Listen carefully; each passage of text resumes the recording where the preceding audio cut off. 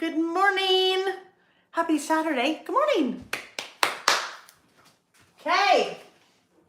Okay. Come on, YouTubes. I think I always do this and say it, and then I don't see it because it's delayed, but then later, there I am saying, come on, and I'm already here. So, hello, everyone. Hello. Hello. I'll wait till you guys give me the heads up that you can see me, and then I'll start, okay? How about that? Hi, Shanna? Shauna? Oh, I just thought of one thing really quickly. Nick?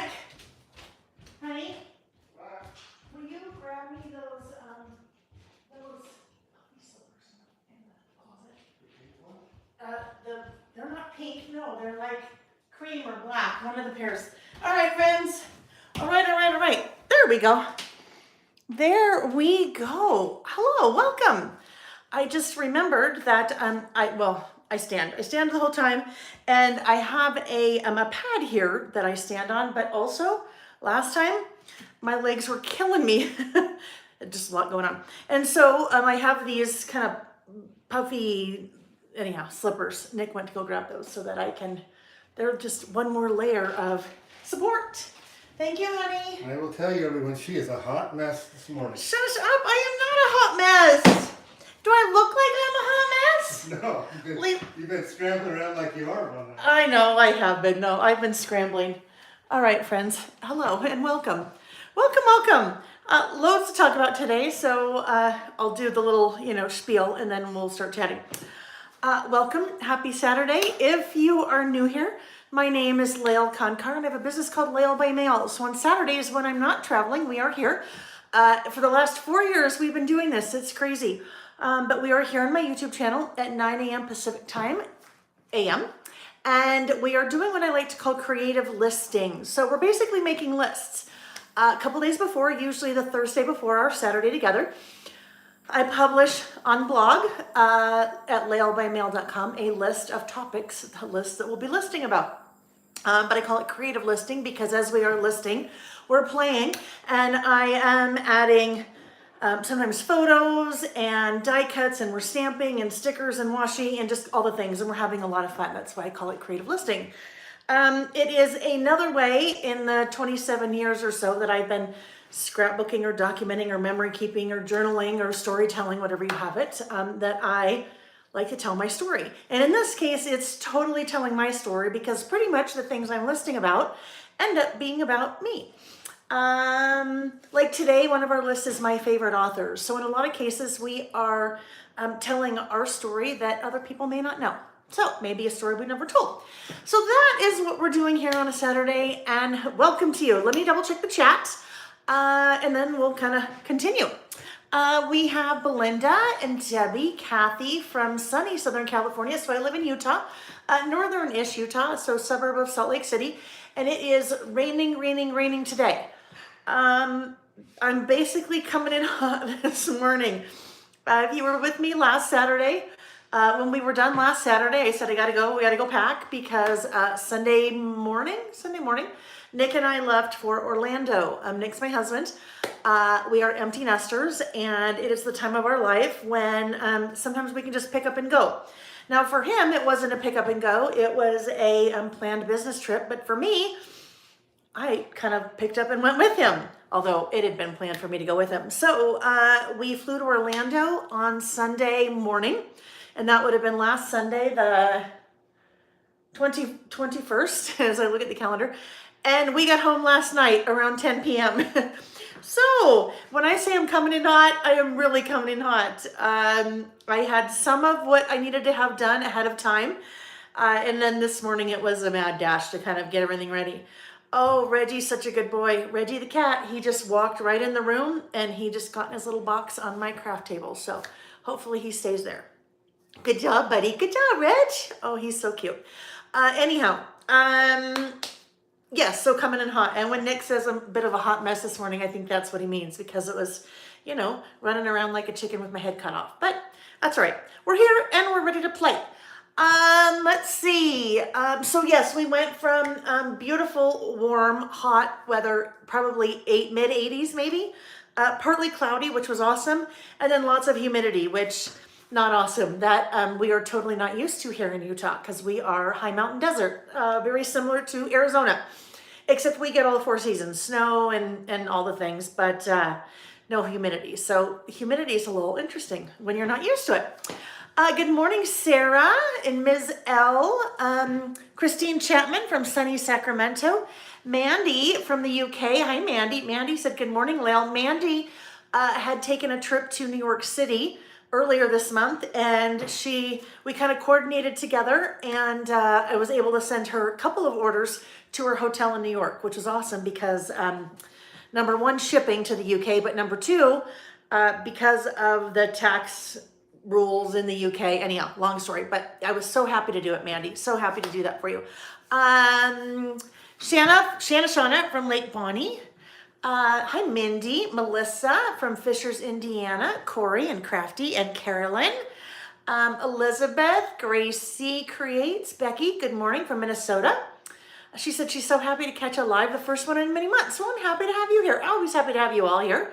Hello, Cindy. Cindy said first live. Well, good morning, Cindy. Happy to have you here live with us. Martine, our friend from the Netherlands.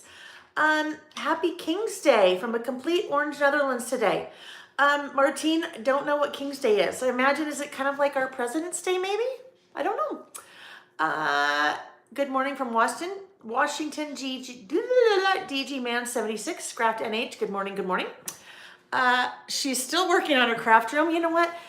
No guilt. It's for me, it's always a work in progress. I think for all of us, it is always a work in progress, kind of organizing, reorganizing, sorting, resorting, purging, buying. It's kind of a circle of life, right?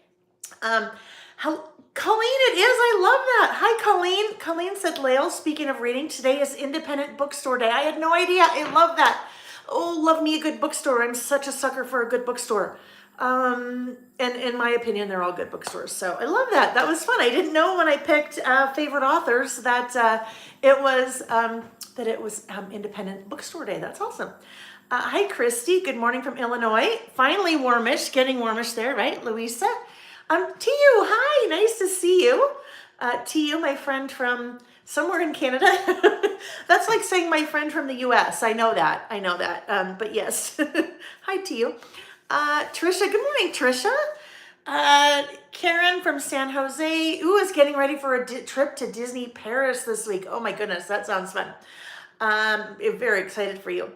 Hello, Mara Lee in Sacramento. Kelly said first time here. Hello, well, Kelly, welcome to you.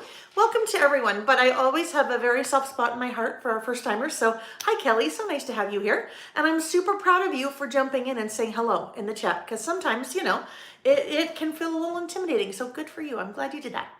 And I hope you enjoy yourself here today.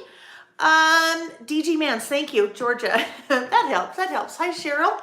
All right, friends. So one thing I did not get done this morning was to draw our 2 prize winners from last week. So I will do that this afternoon. I apologize for that. It was the last on my list and it didn't happen. So I will get that done for next week, but we will do 2 more prizes today. And the way you participate in the prizes is I have you leave a comment on the video when it is done. So not in the chat. Leave a comment on the video when it's done. And next Saturday morning, right before we get together, I will draw those 2 random lucky winners. And I just randomly, my finger goes like this down the comments, and wherever my finger stops, that's the person that wins. So completely random. I'll announce those next Saturday morning before we start. Speaking of next Saturday morning, next Saturday is a very important holiday in our little crafting world. That is Saturday, May 4th. Now, I know some of you, that's a very important holiday in your world because it's like the Star Wars day, right? Like May the 4th be with you. However, in our world, the crafting world, the first Saturday every year is always International Scrapbook Day, okay? So we celebrate that here because that's what we're doing. We are scrapbooking, we're memory keeping, we're journaling, we're storytelling, whatever you want to call it. It all encompasses kind of that. So we will celebrate next Saturday the 4th, 2024. We will do another of our all-day listing sessions. So if you haven't done one of those with me before, it's super fun. We will be together all day. Watch for an email to go out. I'll see if I can't get it out on Wednesday this week. So you just have kind of a little bit more time to prep if you're prepping for anything. But with that, we do a morning session, which will usually go probably from 9 to 1, probably 9 to 1 Pacific time. We'll take a 1 hour break and then there'll be an afternoon session. So which would be 2, I'm trying to do the time change in my head because I am mountain time. And then we'll go probably from like 2 to 6, all right? They're totally different sessions. We do different stuff the whole time. I just have to break it into 2 sessions so I can get that hour break in between. So I can do a bio break and grab something to eat and take a quick rest and then play again. I will have a number of fun things also going on that day. Actually, they'll kick off on the 3rd, Friday the 3rd. There'll be a big International Scrapbook Day sale. And I'll do that. That'll be Friday, Saturday, Sunday. So 3rd, 4th, 5th. Some closeout, some product that I brought in specifically for that sale. Nothing recent though, so don't worry. Nothing recently released will be on sale. The other thing is I will launch the May stamp release, the Lael by Mail May stamp release. 6 new stamp sets for that, so you'll see those on Friday morning the 3rd. And then also I will have another brand new Traveler's Notebook Project Kit that one of the brand new stamps coordinates with that. So stay tuned. Whew, that's a lot. That's a lot going on. But save the date, circle the 4th on your calendar because that is a really fun time. And you don't have to, obviously if you can't make it live, you don't have to watch live because everything, once I do it, is always here on my YouTube channel, the last 4 years worth. I don't know, 300 some odd videos, I think, of our Saturdays together, which is kind of fun. All right, so let me take a quick look at the chat and then we'll rotate the camera and then we'll start playing, okay?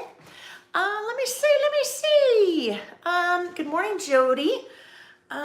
Gracie Crates is working remotely today and listening. Oh, I went back a little bit too far, I think. But I just want to make sure I don't miss anybody. I mean, I know sometimes I do.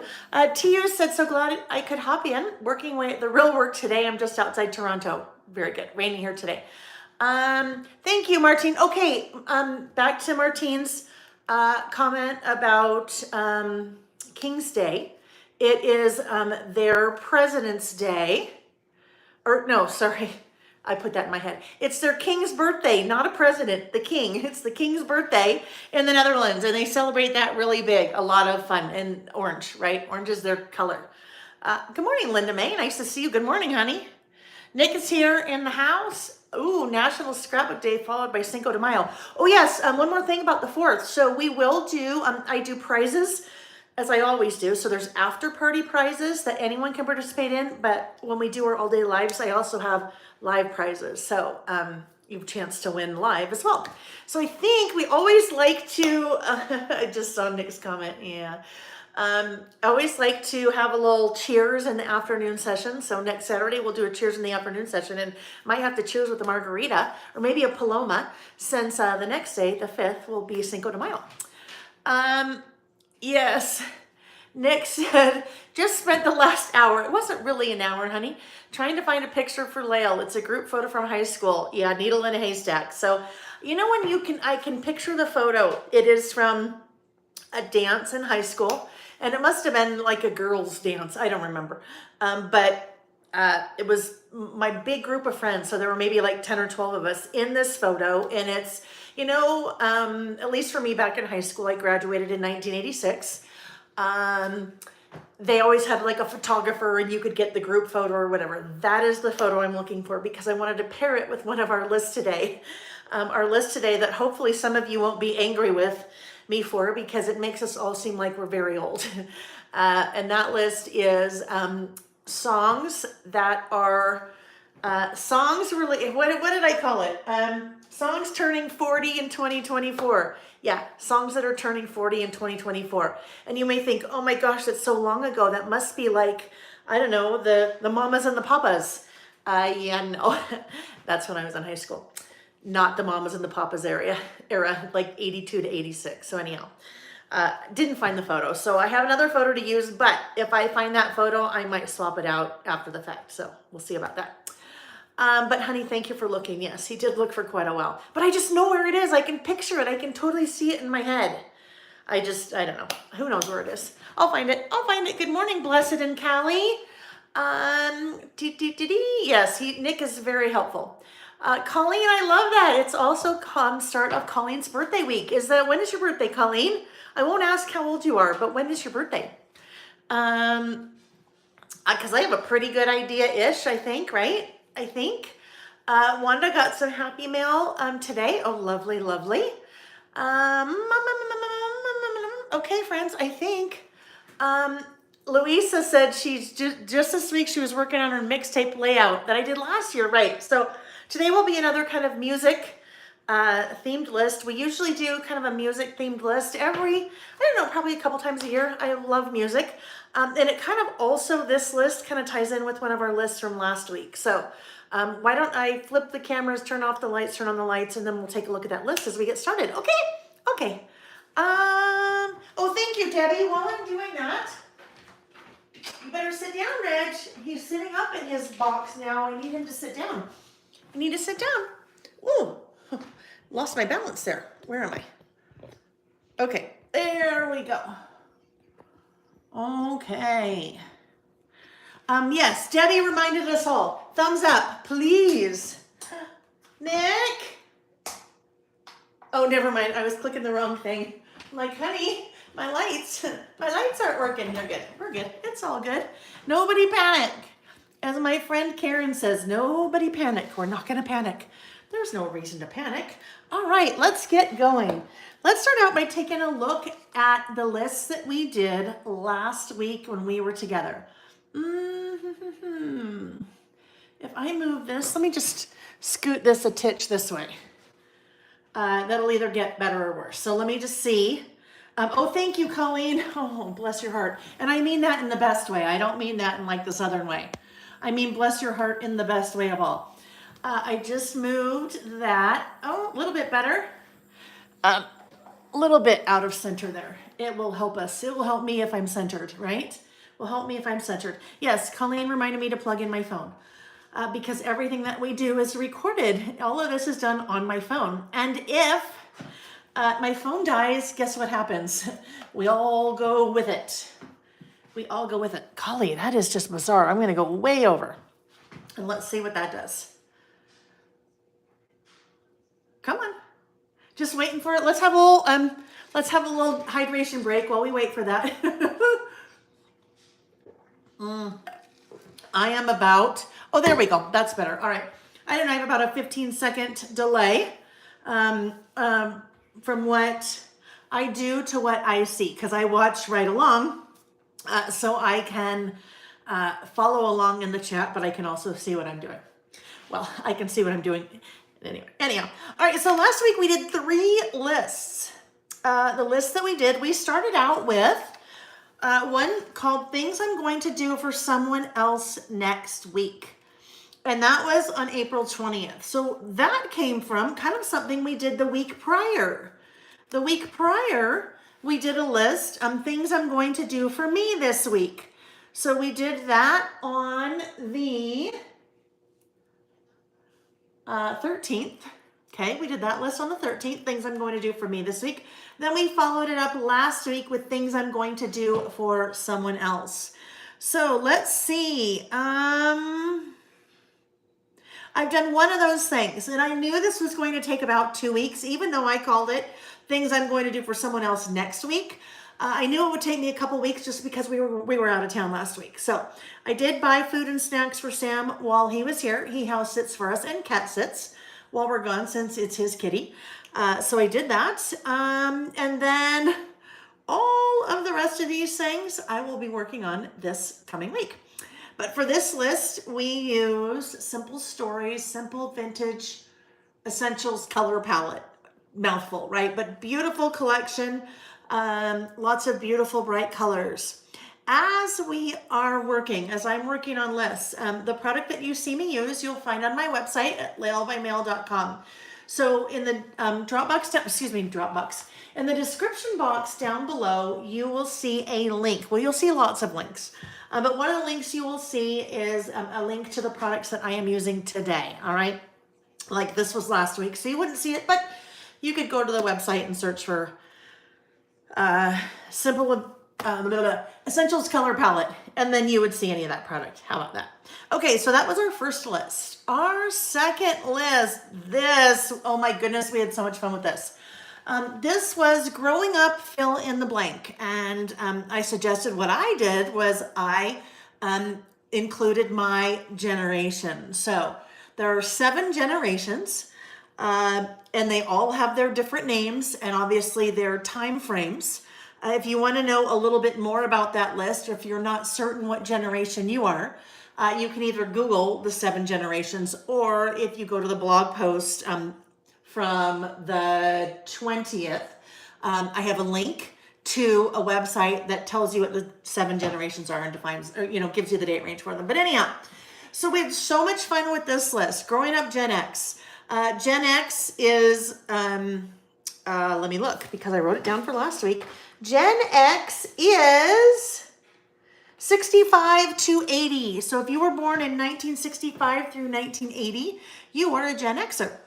But we just had a lot of fun reminiscing about the different things that reminded us of growing up during this time, like mixtapes and lip smackers and watching The Love Boat and Fantasy Island on Saturday night and calling the movie theater for the movie times, because you either had to do that or look in the newspaper. This was a really, really, really, really fun one. Want to guess? Let me do that. Let me just make a quick note here. Wanda had asked last week if I would put this up in the Facebook group, and I said I'd be more than happy to when I get home. So now that I am home, I will add the Gen X list to Facebook group. If you're not in the Facebook group, it's Lael by Mail. You'll see a Lael by Mail page on Facebook and then a Lael by Mail Facebook group.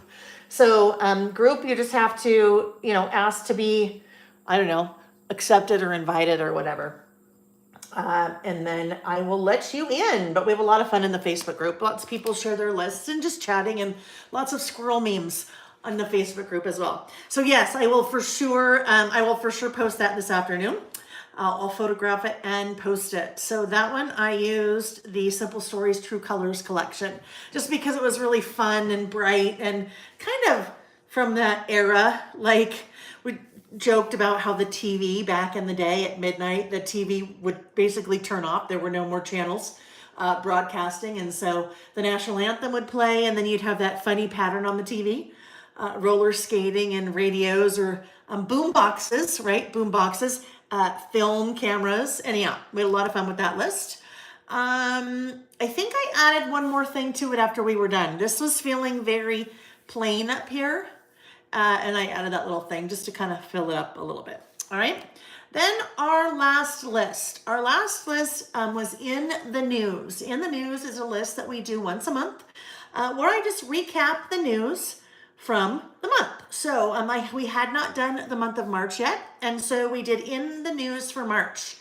I used the typewriter stamp from the original in the news stamp set, and then I also used the die with that. So the new metal die. So I stamped it and then ran it through my die machine while we were listing, and popped that out. Paired that one with the In the News, one of the In the News stamps from the In the News 2 stamp set. And then this. So if you were with me last week, I was not happy with what I had done here. This is how I ended up. But I had stamped this definition that comes from the In the News 2 stamp set. So I had stamped that definition directly on the page. And I just didn't like the way it looked. It was way too plain and boring. It just did not make me happy. So I said, you know what? I'm not happy with it, but I'll figure it out. I'll come back to it. And I let that kind of muddle around in my brain for a little while before I put everything away. And I said, you know what I'm going to do? I have extra, because I had cut a strip off of this background paper. Said I am going to stamp that on that background paper and put it there, and then it all kind of pulled together really well. So you kind of have this kind of a little visual triangle going on here. And I say visual triangle starting with, oh my gosh, I just totally drew a blank. Iris, I wanted to call her Alice. Iris Apfel. So she had passed away in March, and just very much a fashion icon and known for her kind of quirky sense of fashion. But we kind of have this little visual triangle happening here now. So here before it was just it wasn't enough of an anchor. So by stamping it onto that pattern paper and then adhering it, it kind of helped to pull all of that together. All right, so those were our three lists for last week. How about that? Our 3 lists for last week. So starting with our first list today. Hello, Karen Haynes. Our first list today is top 5. And I had suggested here you kind of run with this list however you want to run with it. A top 5 list is a really easy list because you can basically pull a list from anything you want. Maybe your top 5 favorite foods, maybe your top 5 favorite things that happened last week, maybe your top 5 things that you like to do on your board, maybe your top 5 friends, maybe your top 5 kids, maybe your top 5 pets, maybe your top 5 favorite flowers. So it's really kind of a fill in the blank. So for me, my list this week is going to be the top 5, basically the top 5 from our trip. If you had just popped in and you weren't with me last week and missed what I had said earlier this morning, Nick and I were in Orlando. He was on a business trip and I tagged along. And because we were in Orlando, you know what we had to do, right? The conference where he was at one of the Disney properties. And so when on a Disney property, you got to go to Disney. So we did. So my list is going to be about the top 5 kind of things, highlights, I guess. Top 5 highlights, if you will, from our trip this past week. For those of you that are 12 by 12 scrapbookers, I think this is one of the easiest type of lists that you can incorporate into your 12 by 12 scrapbooking. I have been teaching for years and years and years. And when I teach in person, a lot of times I ask a question and I always get the same answer. The question I ask is, how many of you journal on your layouts or journal write on your projects in your mini books or whatever it is? And not many people raise their hand. And there are varying reasons. I don't like my handwriting, but most often it's, I don't know what to say. I'm not a writer, so I just don't journal on my projects. Doing a list like this on your 12 by 12 pages, I think is super easy. Because if I was doing a layout, a 12 by 12 layout, or right now maybe a 12 by 12 spread, so 2 12 by 12 pages, and I had a ton of photos and I wanted to use all of the fun products, but I did want to do a little bit of journaling, I could just say these were the top 5 moments of our trip, or trip top 5, or Orlando top 5, or Disney top 5. And then literally all I have to do is make a list. When I'm making a list, I don't have to be Ernest Hemingway, right? It's just the facts. Number 1, this. Number 2, this, and so forth. So this is one of the easiest types of lists that you can translate into other types of projects if you don't Traveler's Notebook with me or normally list with me. Okay, all of that said, this will be a 2-page list. I am going to do list over here with a title, and then over here I have some photos that I took on the trip. So that little guy is in one of the many, many, many, many Disney stores. And this store was so cool because it had all those big like marquee letters. And in one section it said ears, and in one section it said fashion, and one section it said I don't remember what else. So I took a photo using the depth of field, the portrait mode on my phone, where I focused on that in the background, and then my ears were super blurry in kind of the foreground. So that's one photo I'll use. This is photo while Nick and I were on the bus headed over to Magic Kingdom. I don't know, why don't they call it Disney World? I always thought it was called Disney World, but Magic Kingdom, okay, right? Like the Florida Disneyland. So that's the second photo. And then the third photo, little, obviously, photo of little Mickey Mouse in front of the castle. So those are the 3 photos. I have sized them 2.5 by 2.5 and then cut them out so they will pretty much here fit top to bottom. So kind of going that route, but I will also have kind of a pattern paper over here, but I don't know yet what kind of pattern paper I want to do here until I kind of start working on this. So I know I want some kind of pattern.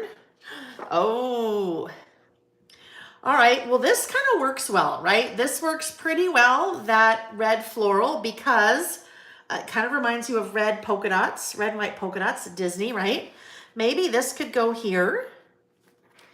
Maybe this could go here. And then what if we did something like this here? Now, I might have to swap these out. Let's just see. Let's just see, because this having this background may be a little bit too, yeah, I thought so. I need something, I think, that's a little bit more, I don't know, maybe it's okay. Let's just keep looking. Let's keep looking. Ooh, okay, maybe this one. Let's look at this one. The collection that I'm using in this spread is the Simple Stories Pack Your Bags. Pack Your Bags. So you will find that linked in the description box of the video down below under what I'm using. Or you will also find that under, if you go to lailbymail.com and click on what's new, you'll see it there as well. So maybe there, but if I do it there, I feel like I might need just a little tiny border for the photos. So kind of something like that, where you just have a little bit tiny border, but the green is not it. So let's see what else we might have. Let's grab that paper pad and see what else we might have. Disney World is the whole resort. Magic Kingdom is one of the parks. Ah, thank you, Carolyn. I get it. I always just think Disneyland and Disney World, right? Disneyland and Disney World. Good morning, Crystal. Nice to see you. Nice to see you.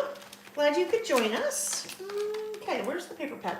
I'm missing some stuff in the chat. Sounds like it's snowing in Colorado again, right? Wanda, you're going next year. Disneyland or Magic Kingdom? How about that? Disneyland or Disney World? I guess it could be Disney World, right? Ooh, okay. What about this one?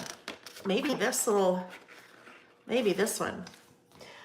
If you have not seen this collection before and you're like, oh, I love this bright travel collection, you should check out the Let's Get Away mini book project kit that I have on the website right now, because it is, so if we did this, now, and we did these little guys right here, just a little tiny bit. Now, what I'm afraid here is that we kind of lose, as much as I like this paper, I don't think I will use it here, because then we lose a lot of the words. So it makes it a lot more difficult to see what those words say, right? Another thing to be aware of, if anytime you're using a paper like this that has a lot of words on it, you really want to be careful of what you're covering up. Sometimes if you are covering up, let's see, you just have, I don't know if we'll run into this anywhere, but I mean, this wouldn't be bad, but sometimes like this right there, like that word would say lore, or that word would say lace. Now those aren't bad, but sometimes there are words that you cover up part of the letters, and then you end up with maybe a word you wouldn't necessarily want to see on one of your projects. Like, how about the word pass? Let's say on here I have the word pass, and then I just covered up the P, and then that left me with ASS, and then it would look kind of odd there. So when you're using paper that has words on it, just double check, make sure you're not leaving yourself with a word that you might not want to use. So as much as I love that, don't think that's going to work there, but it could maybe, I don't know. We'll see about it over here. So then if we went this route, I still need something, but I don't want to use the blue, I don't think, because then it makes it look a little bit too maybe red, white, and blue. I mean, nothing wrong with red, white, and blue, right? What about this yellow maybe? I'm just looking for a little bit. I just want a little tiny bit just to I think the yellow. I think the yellow. All right. So let's do this. Let's grab our trimmer. And I am going to, first of all, trim this guy. This will be my background paper. I am working with paper from a 6x8 pad.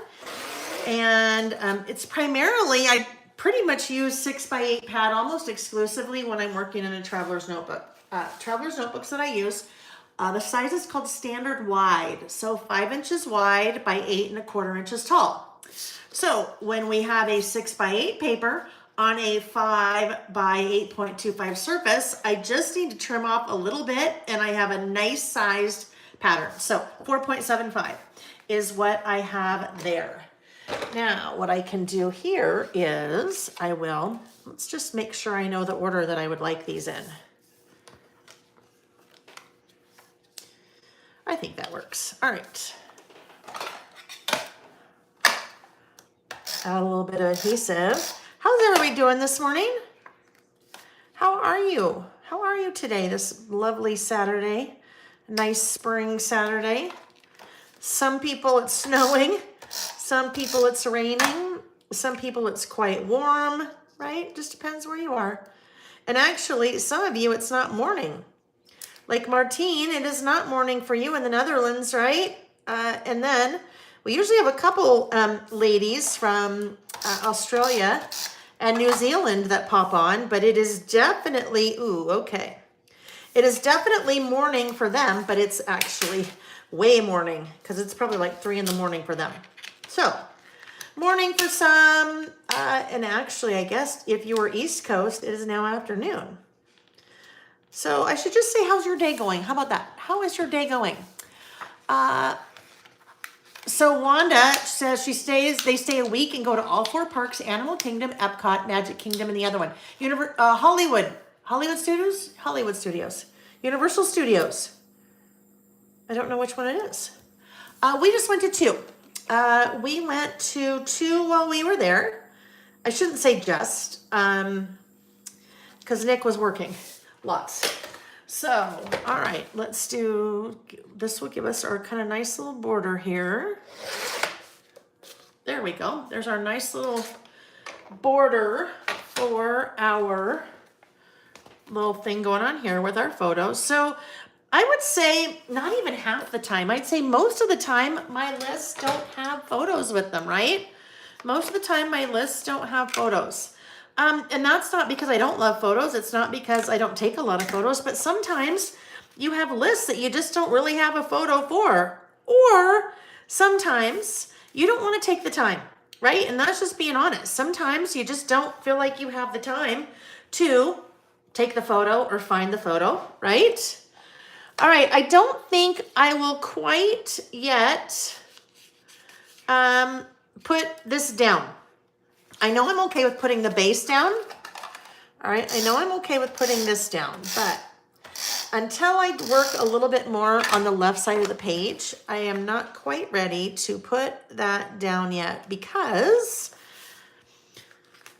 I'll want to figure out, I may end up leaving it a little bit more left justified so I can put something over here or centered. I'm usually not much of a centered person, so I'll probably end up doing something like that and then putting something over here, but I don't know what it looks like. So we'll just kind of leave that to percolate a little bit in our minds. Okay, so as much as I can, I try to sketch things out. This one, actually, I think I know what this looks like in my head. That's a chair. So I'm thinking I have this chair die cut that will go there. But with this one, there are my 3 photos. For my title, I need some white cardstock. Now, did I put that away? I was getting it out of the suitcase because, hold on, oh, I had to walk across the room for a sec. I was getting it out of my suitcase this morning because I took a whole extra carry-on since Nick was working quite a bit. I took some projects with me to work on, and I had my white cardstock in there. So for those of you that have done the Document Your Travels e-course, tomorrow late afternoon or Monday, I'll have one more segment. It's the second to the last video. in that whole e-course. So I've had a lot of fun playing with that one. So stay tuned for that. Anyhow, I was doing some work in the hotel while I was gone. Okay, so knowing this is here, knowing we need something over here, I'll be doing a little stamping. Yeah, too much red. Too much red. I could do little suitcases. Little suitcases could be fun, right? If I did little suitcases, might be able to work in something like this over here. Maybe. That might be cute, right? Because then I'm kind of tying things together a little bit. I think that might work so far. If we do suitcases, let's go ahead and trim that to 4 3/4. That guy will go there. So this particular spread, even though for me it has everything to do with Disney, the product that I'm using obviously is not Disney. That will come later this year, where I'll start incorporating some Disney product into my list because Simple Stories has some super fun things coming out. Disney related. All right, let's try that. Just needed to make that a little bit narrower. Okay, so for my list, I'll be doing my list on white cardstock, and I would like that to be 3 3/4. I'm trying to remember what I usually do. I think it's usually about 3 3/4 by 7. Does that sound about right? Let's see. All right, so that is 3 3/4 by, right? 3 3/4 by 7 1/4. That is what that piece is. Okay, we can get our trimmer out of the way for a while. Don't need that to be in our way. Tammy said, haha, Lael, I love your sketches. Yeah. Well, it always gives me an idea. They get quite amusing sometimes. I mean, you guys didn't know that I am quite the graphic designer. You did not know that, did you? Like, look at, this is from the 13th. That's how talented I am when it comes to like being a graphic designer. That's a hidden talent that not a lot of people know about me. I can really like take what's in my brain and make it easily recognizable on the paper. Yeah, I am no graphic artist and have never claimed to be. I play one on TV. No, I've never, yeah, definitely not me. That's funny. All right, so for this, I'm going to use a couple of different stamps for my title. Also, well, towards the bottom, I'm going to use It's a Date. The brand new It's a Date 2. We'll use Travel Mini Icons, and we'll use List Builder Travel, and we'll also use Regie Alpha. All right, so this list is going to have 4. Let's just do this. But we can leave that there. But this guy we're going to work off the page. All right. So, what I thought that I would do is I thought I would use this guy. This is the List Builder Travel. I store my stamps in my stamp storage sleeves. So there are 4 sizes, 3x4, 4x6, 5x7, and 6x8. I put, when I open up a new stamp and transfer it out of the package it came in into a storage sleeve like this, I always cut a piece of white cardstock, and that lives in the back of the stamp storage sleeve.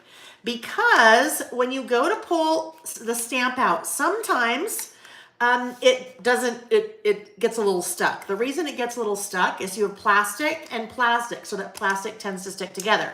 So if I have my white cardstock stored in the back, I just pull it out of the back, put it in the front, and pull that out together, and it slides right out. Usually I just do all that without saying, but I thought I'd explain that. So this stamp set has the word visited. So I thought maybe what I would do, visited, and then I would do Regie Alpha, and then Orlando. So I'm thinking visited and then spelling Orlando right below that. Yeah. So I pulled out a couple of different inks, but I think Prize Ribbon is the one that I will use. So let's look. Prize Ribbon.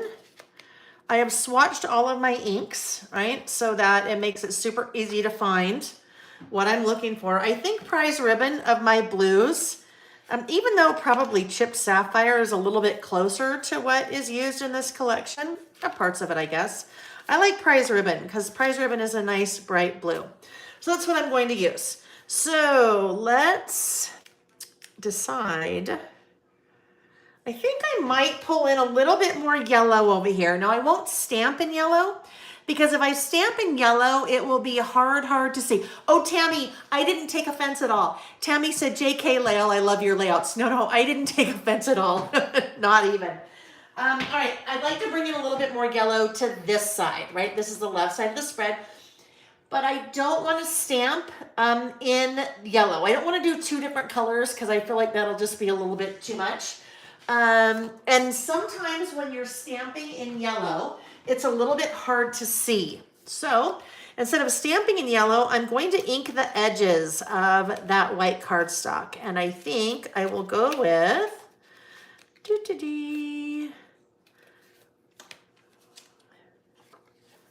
mustard seed. Let's go with mustard seed. All right, there is that. And there is that. And my little handle.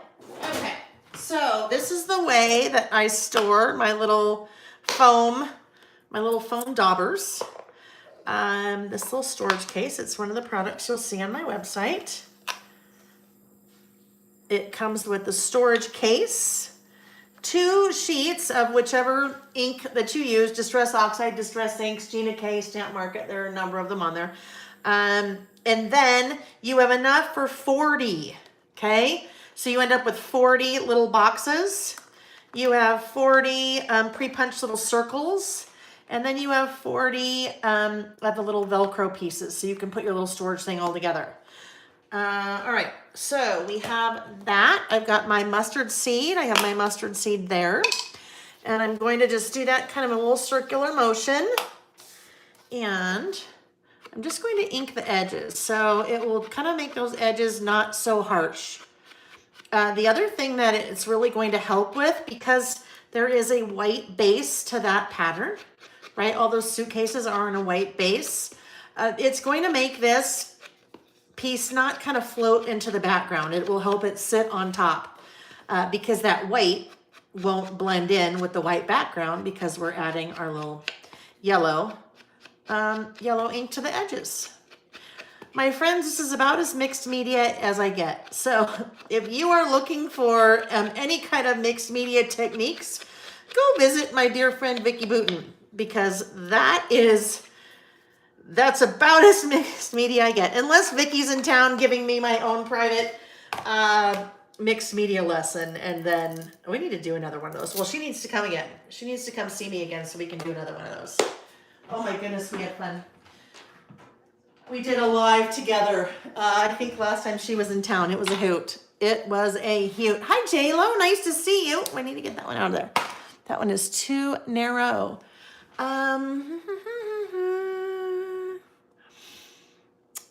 Okay. All right. Yeah, I think so too. Louisa said inking the edges adds so much. So look there we go. That's what the edges looked like inked, right? And then when we look at it without, look at it, just see, it just kind of takes it from ma to not it makes it from, I don't know, something to something, wow to power, I don't know, whatever I'm saying. It just, you can tell, it brings it up a notch, right? It brings it up a notch. Alrighty. So again, I'm using Pack Your Bags from Simple Stories. The nice thing about this collection is the color palette. That color palette goes with pretty much anything. It could be a trip to Disney. It could be a trip to the Bahamas. It could be a trip to New York City. It could be a trip to Texas, really, to Paris. Doesn't really matter because it's such a good kind of neutral. When I'm, neutral, I don't mean like tans. I mean neutral. Lots of different kind of base colors to work with. All right, so visited, we'll go there. And then I will stamp Orlando. Now, before I do that, I wonder if I want to do some kind of little, let's look for a sticker. Maybe a little sticker up in here. Oh, well, I could do a sticker or I could do one of these guys. That might be fun. Maybe I do this little airplane stamp. Let's look.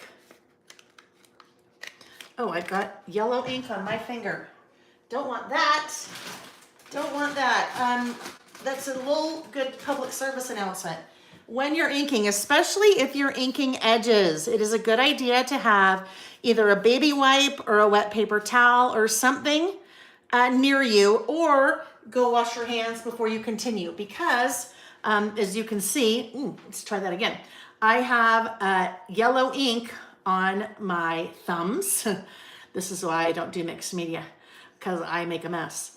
But I have ink on my fingers, right? Which means I could easily transfer it to my project. So think wow to pow. There we go. Wow, from wow to pow. And there we go. Louisa, are we planning to do another session together?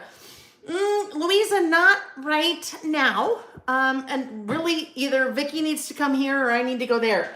I was there. She lives outside of Toronto, kind of Niagara Falls area. I was there. Nick and I were there last June, but we didn't do any live or anything. She needs to come to Utah, and then we could do it for sure. So if we did, I bet we could do that little airplane there. Would be kind of cute, wouldn't it? I think we should do that. All right, or I could do the little geotag. Right? If I did the little geotag, then I just feel like the airplane. I think the airplane is going to be good. So we're going to get the airplane out and I need some stamping blocks and my little testing notebook. Now, this is what happens. This is how I lose things. This is how I lose stamps because I get them out and then I start bringing all kinds of other things on top, which is not good. All right, so we can go here. I think maybe, you know what I will do for my little airplane, I am going to do it in black, I think. So I grabbed one of two. These come in a set. These are round acrylic stamping blocks. They come in a set, and these you'll see on the website. But these are a very nice size for your little mini icons, all right? There is a new mini icon coming out. You will see that this Friday as part of the May release. 6 new stamp sets coming out as part of the May release. I will put them up for pre-order. Look at cute little airplane, right? I will put them up for pre-order on Friday, the 3rd of May, 2024. And that will be this coming Friday. And then they will ship a couple weeks later. Hopefully about 2 weeks later. All right, so let's get this ready. I think if our little airplane goes right here, little airplane, clean this guy off and put him away. Louisa, we did a bubble blowing painting technique, and that was definitely a Vicki thing. That was, oh my gosh, I don't know you know what I'll do? I will, once we're done, I'll post the link to it in the Facebook group. How about that? In the Lail by Mail Facebook group. Let me just make a note to do that. Because it was a hoot. Link, Vicki Lail YouTube. Basically what we did was, oh my gosh, it was funny. We were so silly. Nick even joined in the fun. He played announcer. It was quite funny. Anyhow, so basically what we did was Vicki did Lail things and Lail did Vicki things. It was quite a bit of fun. All right, visited. Okay, So I am pulling out different size stamping blocks. Let me just get this a little bit closer to me. When I have a larger stamp, basically anything other than like a mini icon or one of the little bullet stamps, I will put the stamp side down on my work surface, and then I will pick it up with my block. I think that is a much easier way to get a stamp straight on your block as opposed to trying to place it. All right, so let's ink up Visited.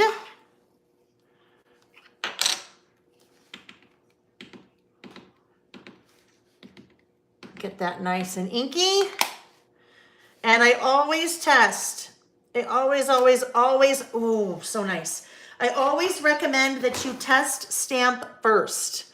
You want to test stamp first to make sure that there are no little hairs or fibers in your stamp. That's going to prevent ink from adhering to the stamp, right? So when you stamp, you'll end up with a little, mark where there's no ink because of the hair fiber. You want to double check to make sure that you like the color. You want to double check to make sure you have a really good feel for the amount of pressure that you need to apply, okay? So different stamps require different pressure. If you have a super fine stamp, maybe small, really fine, like maybe one of these little word strips, you don't need to press very hard. If you press hard, it's going to basically flatten out the rubber, the material, and it's going to make it kind of look really blurry. So sometimes you just don't have a good feel for how much pressure you need to apply. So if you test stamp first, then you're good. Then you know, right? Then you know. Also, if you're spelling, like I'm about ready to spell the word Orlando, always a good idea to test stamp first to make sure, number one, that it's straight, but number two, that you've spelled it correctly, right? I would much rather figure out by my test stamping first that I misspelled something as opposed to finding that out after I had stamped, right, on my project. All right, so what I'm going to do here, I am going to draw a little line with a pencil because I am going to stamp each of those letters individually, okay? And that's just me. That's just a personal preference. I prefer stamping letters individually as opposed to stamping them at once, all in one line, like basically lining it up on a stamping block. And this is kind of an example why. In this case, I had spelled kindness on my stamping block and then stamped at one time. When I do that, I can only get my letters so close together because of the little material rubber, okay, photopolymer, that is around each stamp. So in this case, I couldn't get them as close together as I wanted. So it takes a little bit more time, but I prefer the look. So that's what I'm going to do. But since I can't necessarily assure that I'm going to have them all straight because there's no line here, I need to give myself an imaginary line. I need to write this down. Because I'd like to see ORLANDO. So my L is taller and my D is taller. So I kind of need to keep that in mind as to what I need here in my little pencil. So let's see if that is about right. And then I'll come back in later and erase that. So now I need that little guy again. And I'm going to have everything be lowercase because everything there in the visited is lowercase. So I am going to do lowercase. Whoopsie, a couple letters came up there. There's the E and there's the I. So this stamp set that we're using is Regie Alpha. There are two versions of Regie Alpha. There's a Regie Alpha and then there's a Regie Alpha Outlined.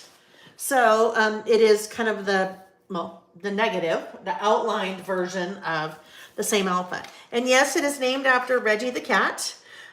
This stamp set came into be before Reggie became our cat. At that time, it was Sam's cat. Sam, our younger son. So if I do that, I think I need to be a little bit more over a little bit. Orlando. Maybe just a little bit more. Maybe there. I think we'll go right below the airplane.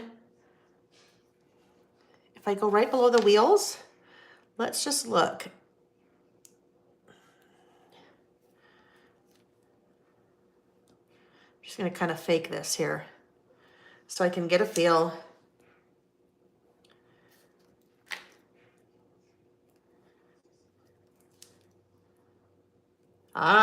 So I'm glad I did that because I would have run out of room. So we need to go way further back, basically where I started my line. So if we go like this,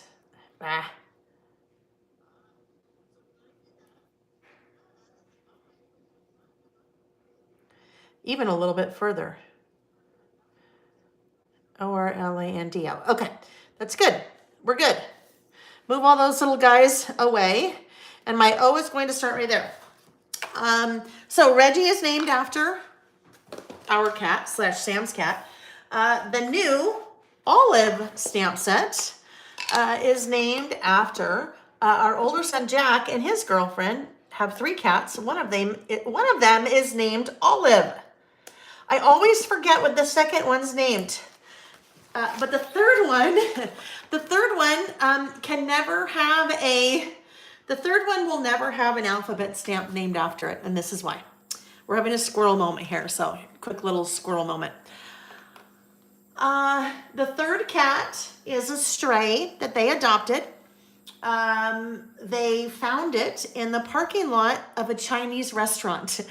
And the cat was really hungry and it was eating out of the garbage. So they rescued the cat, took it to the vet, had shots, kept it quarantined from their other cats until it was okay. That cat's name is Wonton because they found him in a parking lot of a Chinese restaurant. Chinese. It was Chinese food, so I think that's okay to say. But wonton, there won't be we won't do a wonton name stamp. We'll do Olive. Can't remember the other cat's name. We'll do Olive, and then we'll do the other cat, and then the cats will be done because there'll be no more cats.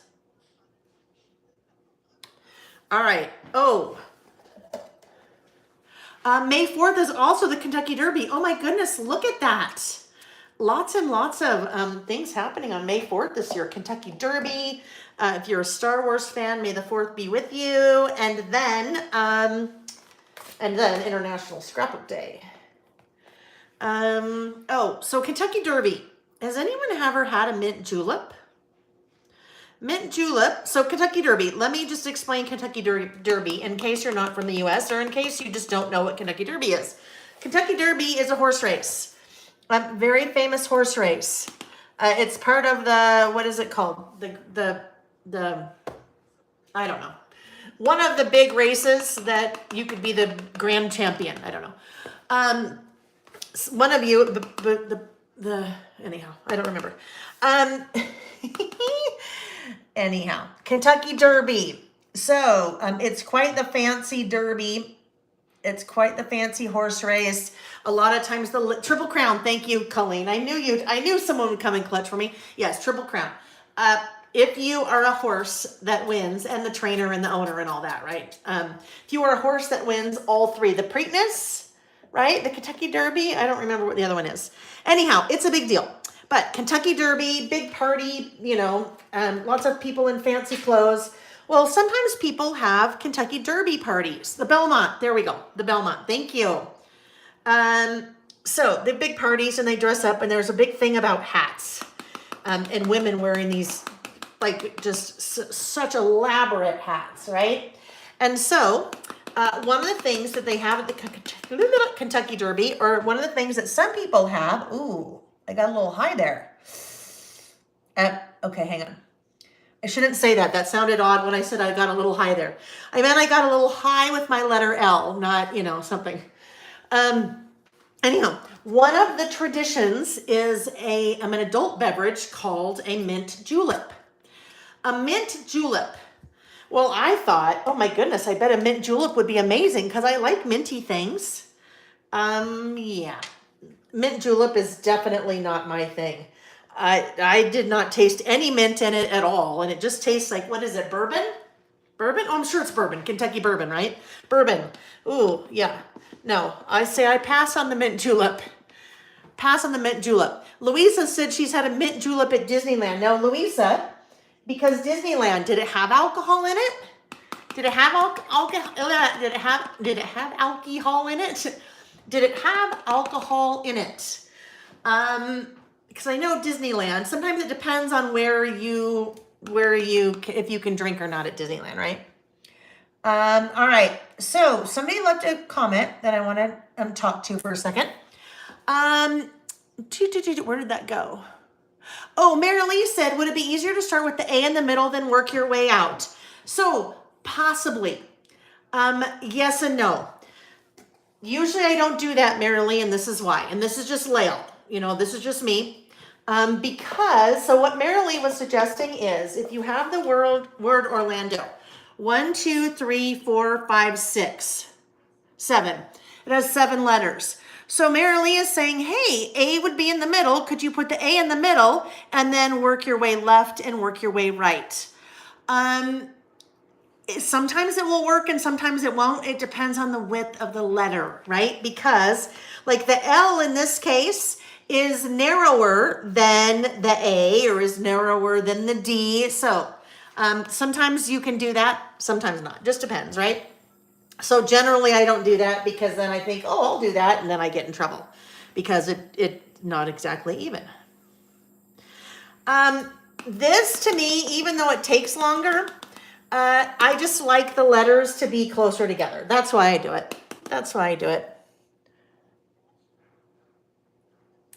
Orlando, and it's not quite straight, but that's all right. Visited Orlando. N, and then we have our D, and that's when I have to make sure I didn't accidentally grab the B, because the B looks like the D when you're looking at the back of the sheet, right? All right, nice, pretty prize ribbon. I love this blue color.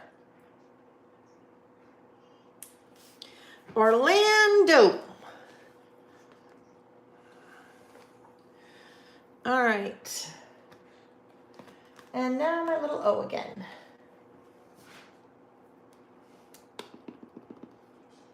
Oh, boy. This was a do as I say, not as I do. This guy. I am cleaning with my stamped chamois. And over here, I have my stamped chamois this is a salt cellar, so it keeps it moist as long as the lid is closed. Because as I'm working for 3 or 4 hours or whatever it is here that I'm doing, that will tend to dry out if it's in open air. You can use that. You can use a Tupperware, anything that has a lid on it. If you're using a stamped chamois, anything that has a lid on it. And I'm a little bit crooked, but it's okay. Anything that has a lid on it to keep your little stamped chamois from drying out. But what I sometimes fail to remember, to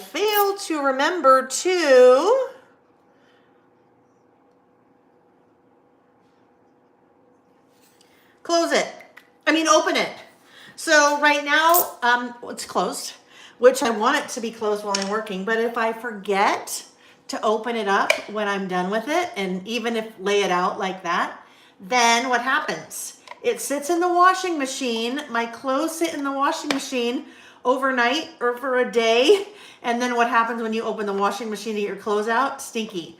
I can smell that's a little stinky. I need to just wash it. Just need to wash it.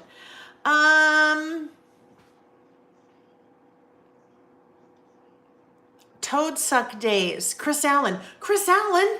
Chris Allen, Debbie Farnham. Is it Chris Allen? From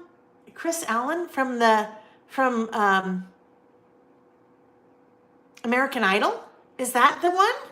I don't know. Is it? Okay, all right. Sarah said, the sprig of mint is about all the mint there is in a julep. I know, right? So I guess if you like bourbon, you're okay, but I'm not a huge bourbon fan, so. All right, before I get too far, I would also like to come in here and do my little date. So what do I want to use here? I think we will go to, how about this guy? So this is the new It's a Date 2 stamp set. You have varying widths. I'm going to go with this little guy. So I have all of the months and then I have the days. Or I could do this one and just circle April.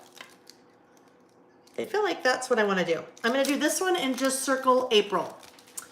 So some are wider than others. They all will fit the width of your standard wide insert. So these are definitely wider. They are a little bit too wide for me to go at the bottom of my piece, but that's because I made it narrow, right? So if I was stamping, let's say down here, I have plenty wide. That's how it's designed to make sure that you have width to use on your insert if you'd like. All right, let's grab another stamping block, another width, and grab that. Like so. And I think this can also go down there in the blue. We're just sticking with one color. Yes, that Chris. Oh, I loved him. He was so good, Debbie. Oh, I'm excited for you. He was really good. Talented. Oh my gosh, so talented. I have some of his music on my iPhone. In my Apple Music, I don't use, well, probably Pandora too. I don't use Spotify. I don't know. I just am used to Apple Music, so like the old iTunes, so that's what I use. Alrighty, so here we go. This font that you see in this particular stamp is the same font that is used in the new Olive Alpha, and it's also the same font that's used in the months in What a Day.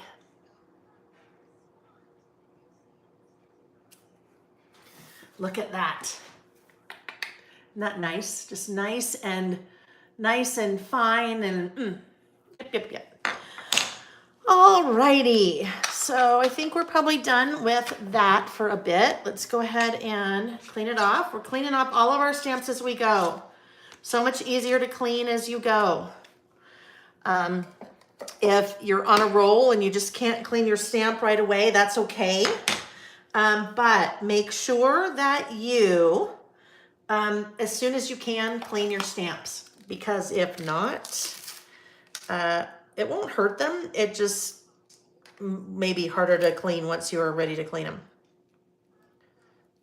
Well, it shouldn't hurt them. I shouldn't say it won't. I don't know if you use something like StazOn ink that's pretty, I don't know, I think StazOn is a pretty strong ink because it stays on anything, that you might want to get it off your stamps before you move on. All right, now I think we might want to do, well, let's wait. Before we do anything down here, let's wait. How are my fingers looking? I've got a little blue on them, so let's get that taken care of so we don't end up with blue fingerprints. All right, so I feel like we should maybe come back together here for a minute. And before we go too much further, and look to see how these are looking side by side so far.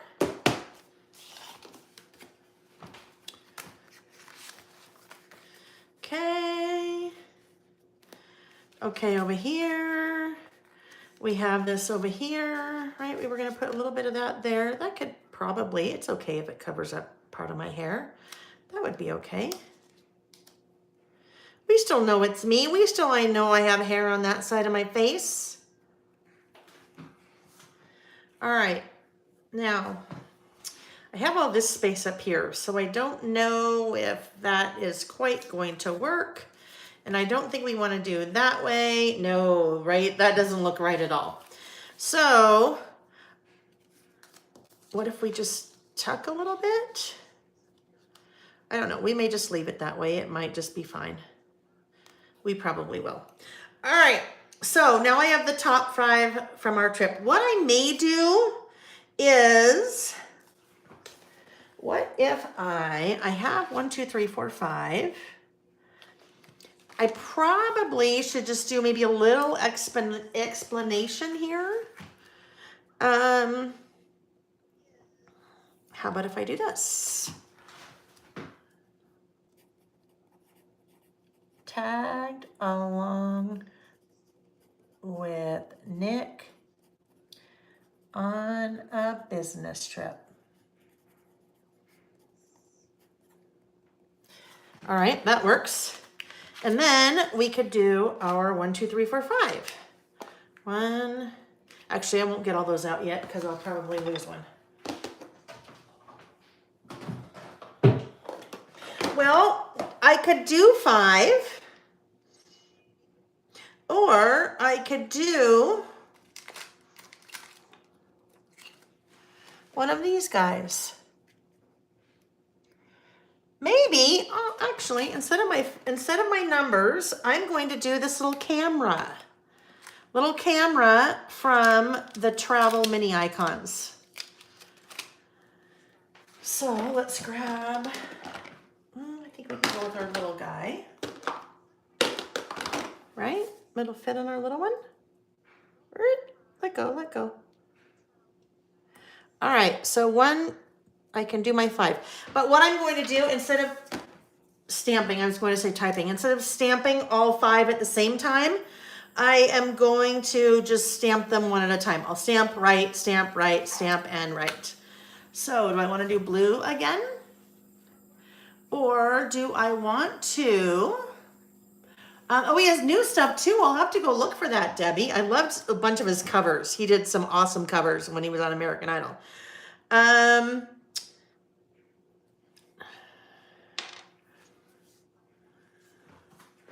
One more thing that I would like to do. I want to do this. Like visited, and then, you know, my little, like visited Orlando. I did a colon. All right, so do I want to do, I have a thought. So let's try something here. What happens if I stamp in black, but then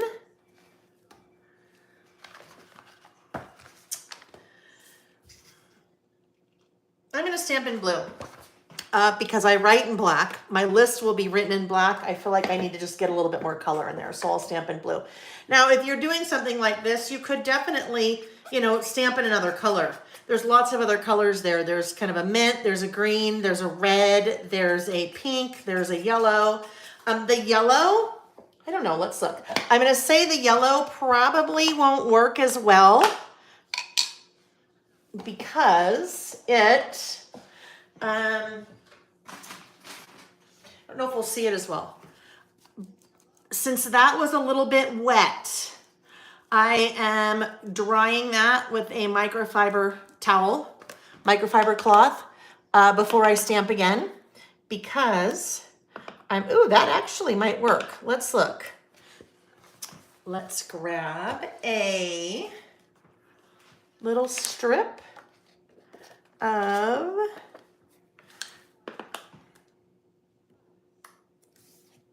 we're gonna fake it and see if we like it. Will we like that there? And then it'll be next to this here. I think so. Let's go with the yellow. So that yellow mustard seed, it's bright enough that we don't have to worry about it. Actually, maybe I should say it's dark enough that we don't have to worry about it kind of fading into the background, right? All right, there's The first item on my list. So one of the top 5. Oh my goodness. Okay.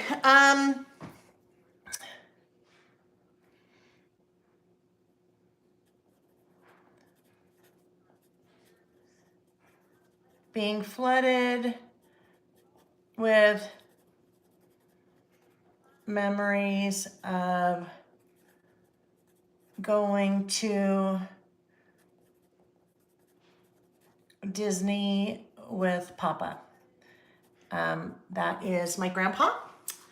As I was looking for the photo, I came across this morning. So that is my grandpa. And look there's me and there's my little sister. So this would have been, my grandparents lived in Anaheim. And this would have been around the time, and older as well, that he would take us, when we'd go to California, he would take us to Disneyland. And so anytime I go to Disneyland, even if this was Magic Kingdom, it just, so many things, walking in, the rides, the smells, the food, the sights just remind me so much of my grandparents. So that was like one of the best things. That was one of the best things about our trip. Another one. Colleen, are you still here? Colleen, my friend, are you still here? Second one.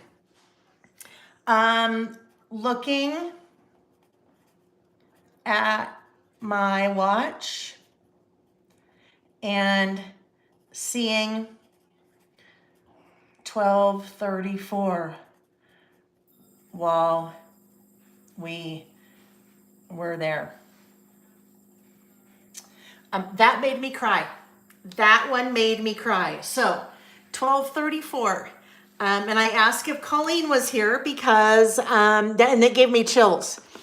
I asked if Colleen was here because Colleen, anytime that, Reggie, anytime that we are listing and 12:34 comes up on the clock, Colleen says, Lael, angel time. Hi, Reggie. Good boy. Good boy. Look at what he just brought me. He is an indoor cat. This is gonna be another squirrel moment. I'll finish that thought in a minute. This is squirrel moment. So Reggie brought me this. This is a Priority Mail bubble envelope. When you look closely, there's all kinds of teeth marks all over it. He's an indoor cat. Cats, the way that they show love to you is oftentimes they bring you things that they have killed. That's their way of showing love. They'll bring them to you and basically say, here you go, I love you. They can't speak. This is how they show their love. Reggie, he just went back downstairs again to get another one of these. He will, for the next little while, he brings these up in his mouth and drops them at my feet and then meows. And then I have to tell him he's a good boy. So that's what's going on. All right, 12:34. Anytime I see 12:34, 1, 2, 3, 4 on a clock, and I see it all of the time. Just you look up at the clock and then you just happen to see it and that's the time. I've always felt like, for whatever reason, that's my grandma. That's my grandma saying, hey, I'm thinking about you, or hey, I'm here. My grandmother, passed away years ago. But that always is 12:34 is my angel time. Some people call it their angel time. And so here we are, Nick and I are, that day we were at Epcot. We're walking underneath the big Epcot sphere. And literally as soon as we start walking under there, 12:34. I look and I start crying. I'm like, Nick, it happens all the time. It's uncanny. Reggie, good boy. Good boy. Number 2. Number 2. Good kitty. Good kitty. You've got to recognize them so they know that you know that they know you know. Okay. All right. So yes, that was just like it. That was just goosebumps. It was a goosebumps moment. And I said, oh my gosh, Nick, I can't wait on Saturday. I'm going to tell everybody, and I hope Colleen's there because she'll totally get it because she always reminds me of that time. Okay, next up, shopping for and wearing Mickey ears. So I bought myself two pair. One when we were in Epcot, of the little orange bird, the kind of Disney orange bird. And then one for Disney, and those were some princess ears. You guys, I've never had ears before, which is crazy. I mean, I'm sure when I was a little kid, like I showed you, I'm sure I had the, the ears that you'd put your little name on the back, but I've never had ears before. So yes, I bought myself two ears. I bought ears for Jack, our older son. I bought ears for his girlfriend. We're sending them. I bought a hat for Sam. And then begrudgingly bought, well, I didn't begrudgingly buy it. Nick begrudgingly wore them for one photo. Reggie, oh my goodness, you're such a good boy.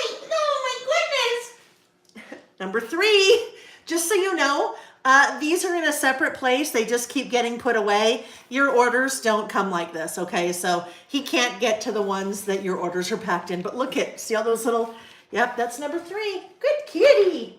She's a good kitty, huh? All right, yes. Anyhow, and then the ones that I bought for Nick, I'll use them for photo props because lots of Disney things coming this year. Okay. Number 4. Nick and I had lunch at the pool cabana before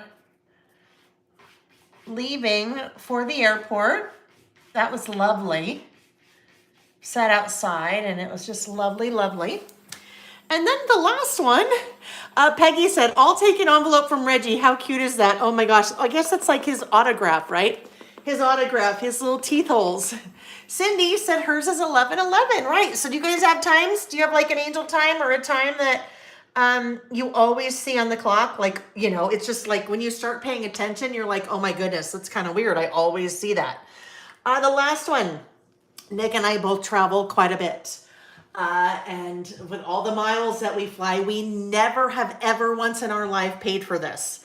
But because we fly so much, we got upgraded both ways. So we both we had first class seats going there and coming back. And when you don't have to pay for that, that's awesome. So you just feel like, so that was really awesome. So we both got gout. Got upgraded. So I was writing and then thinking ahead of what I was going to say. I was going to say got upgraded, and I threw the U in the got. We both got upgraded to first class both ways. Nick 6'2". I used to be 5'10". I'm now 5'8". From what I understand, that's part of my neck compression issues. I don't know if all of it is that. I think part of that is old age, but yes. Anyhow, we're both on the taller side, and so having a little bit more leg room and getting upgraded is definitely a bonus. Okay, so here we go. Oh yes, I still need to circle April, right? April. Okay, here we go. We better get this one adhered, right? Let's get this adhered.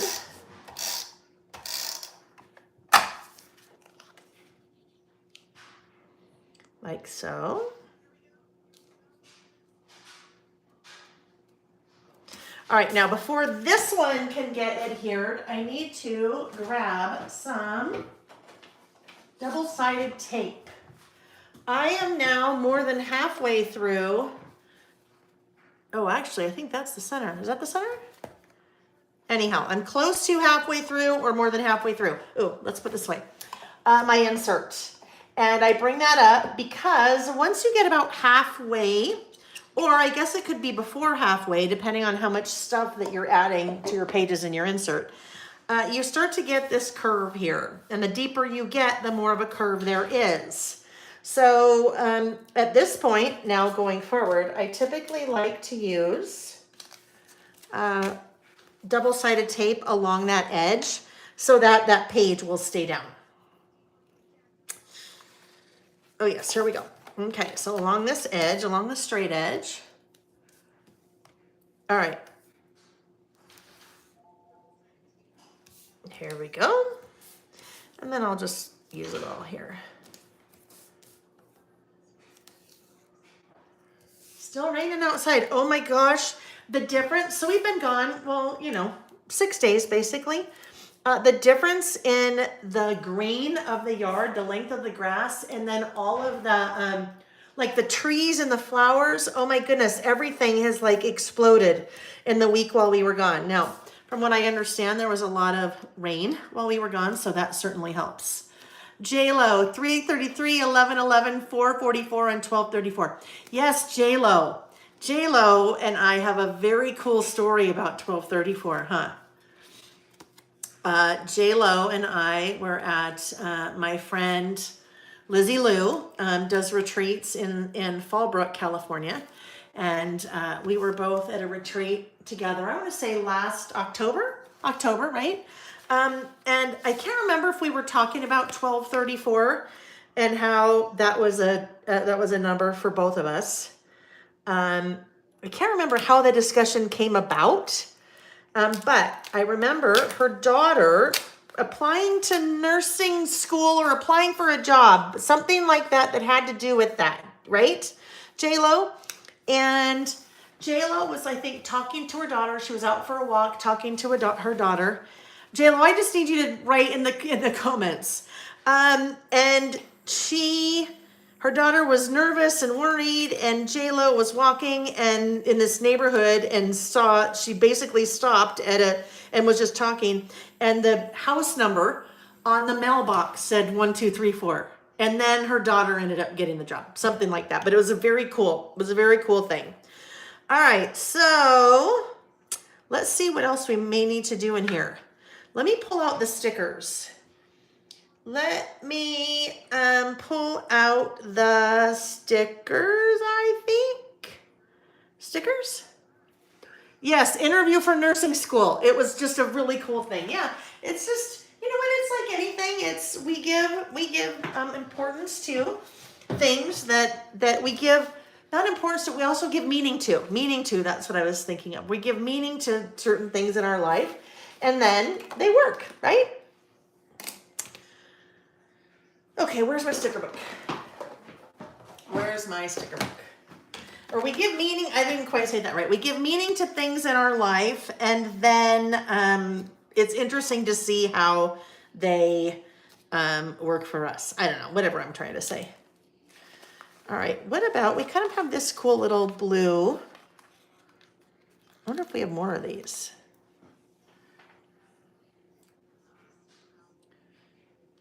That could be pointing to Nick.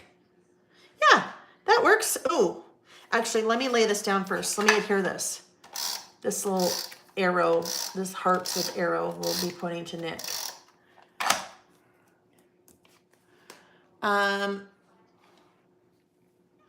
Hold on. Something about Peace Corps, right? Okay, I gotta go back. Tammy said she went to Disneyland in 1980. We were probably there at the same time. Ears, always so much fun. Peggy's son was in the Peace Corps and he brought it to my attention. Ever since then, it has been with me. I think a time, right? But I don't know which time it was.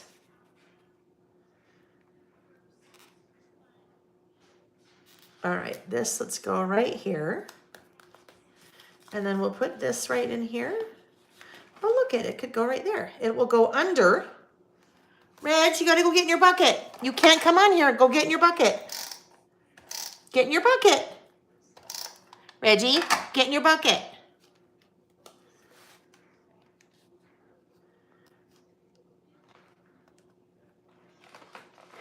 Okay.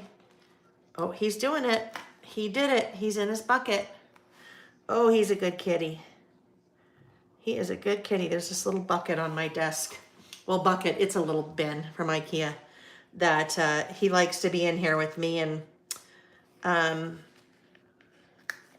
he's sitting in there right now. I tell him to go get in his bucket. What if a little heart goes there? Let me put that in my, oopsie. Let me put that in my little tweezers. snowing in Colorado. I can't believe that. Terry, that's crazy. Debbie just looked at her watch and it said 12:34. Okay, J-Lo, thank you. J-Lo said, she said, Mom, I'm going to do great in my interview because it is 12:34 and I had stopped to chat. As she said that I turned around and the mailbox was 12:34. Yes, yes. Thank you for refreshing my memory on that. Maybe we do a little heart there. How about that? All right, well, I think we're close. I think we're probably going to call it. I think we're going to just outline this little guy. I don't know, it's a little plain across here, so I got to figure out if I think I want to add a little more something there, but that just may be it.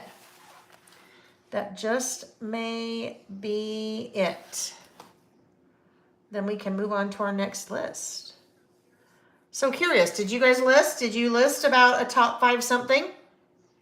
If you did, tell me. I'd love to hear it. I would love to hear it. Okay, I'll do this. All right, 2024 right here. And now I know it was April 2024. Okay. I think that maybe we, something over here. Let's just look. We need a little something over here.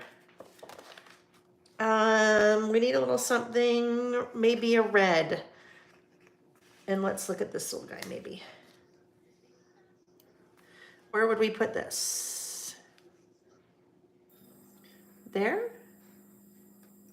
Whoopsie. Little there. That works. And then I feel like because there's just 2 things there, we need one more thing. So it's odd instead of even. They say you should group things in odds instead of evens, and then they just look a little bit more balanced. So we could just put that little guy there. And I think we are good. I think we're good. Okay. So we are done with our first list. We have a time limit today. No, we are good. We are good. All right.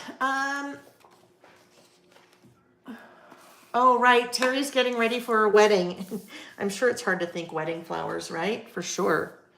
For sure. Yeah, no. All right. All right. Let's get all these little guys picked up and then we'll move on to our next list. Our next list is favorite authors. Terry needs a Mickey head sticker. Terry, there will be a Mickey head sticker coming soon. Not from me. But I'm going to be very cryptic. It's not what you think it is, okay? It is not what you think it is. I have seen something that is very cool that has not been released yet.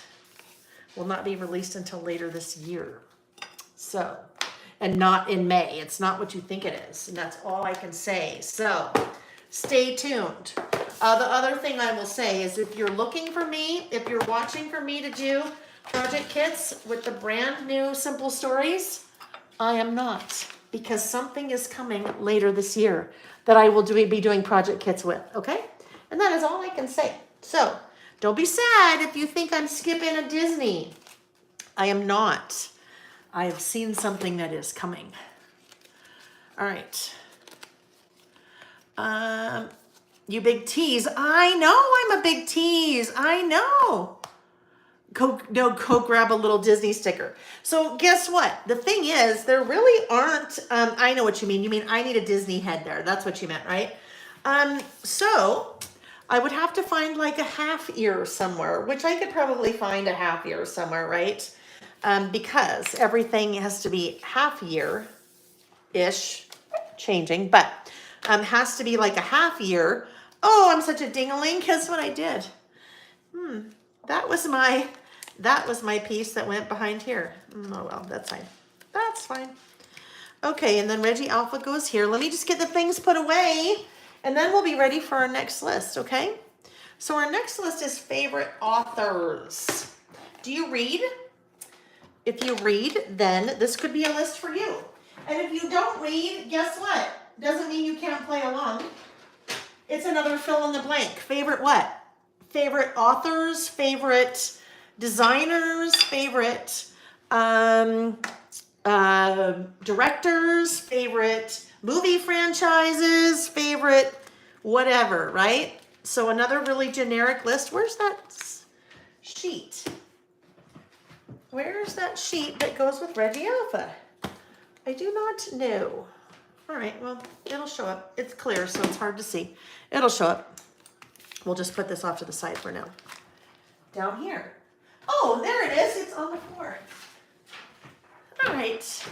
All right, just if I take just a minute to put things away while we're working, it just makes life so much better. So much better. All right, favorite authors. So, are you a reader? Do you like to read? If not, are you still going to do the list, but do it with something else? Another fill in your blank, favorite something. My gosh, Leo, what's going on here? Come on. Oh, it's not even.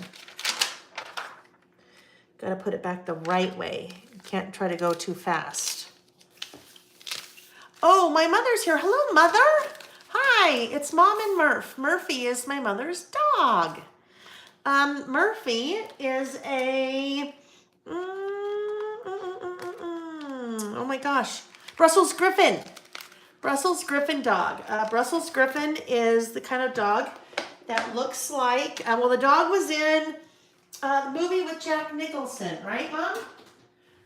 Jack Nicholson, Something's Gotta Give. Is that the movie? I can't remember. But hello. Hello, Mother. All right, favorite authors. Okay. So favorite authors, of course, you know, I have to use the new well-read collection from Pretty Little Studio, right? Terry said I used to devour Nora Roberts novels, but don't read much anymore. Cindy said in her mind she is listing. Oh, that's fun. I love it. I can't remember if I read this or not. Paula said she's a total book nerd. As good as it gets. There you go. With Helen Hunt too, won an Oscar. Not the dog. The dog did not get the Oscar. The movie did, yeah. Kristen Hanna, Tammy. I believe Kristen Hanna is on. Yep, Kristen Hanna's on my list. All right, so favorite authors. If you are an avid reader and you like to scrapbook or you like to list, then if you haven't seen the well-read collection, you really need to take a look at it because it is awesome. It is all the things about reading. I'm going to start with, oh yes, the chair. Okay, so bookworm die cuts or the chair is also in the bookworm stickers. So we'll see the size difference. Bookworm die cuts, that is the little chair. And bookworm stickers, much smaller, right? Smaller scale. So we'll see what we're going to do here. I'm not sure yet. There's my center. I'm not sure if this will be a single page or a double page. Let's look. I think maybe a single. So I've opened up the 6x9 paper pack. Now the paper pack is super neutral. There's really nothing in the paper pack that is reading specific. So paper pack is super neutral, which obviously works with the things in the collection, but would work with lots of other things as well. I don't know, this might be kind of fun. Because this, and then my white, and then this would be kind of fun on there. Yes, that's what we're doing. Okay. Because here's my sketch. There's the chair. That's all I've got. That's all I've got is the chair. And obviously the things on my list. So I think that's what we're going to do. Jennifer Weiner. Jennifer Weiner. She is also on my... She's not. She needs to be. So I was adding all my authors this morning, and I'm like, oh my gosh, I was having such a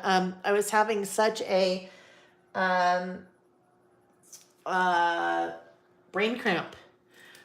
I should have gone to my Kindle and looked at. I should have gone to my Kindle and looked at all the books that I have bought and rented or checked out for free with Kindle Unlimited on my Kindle, because that would have helped me a ton.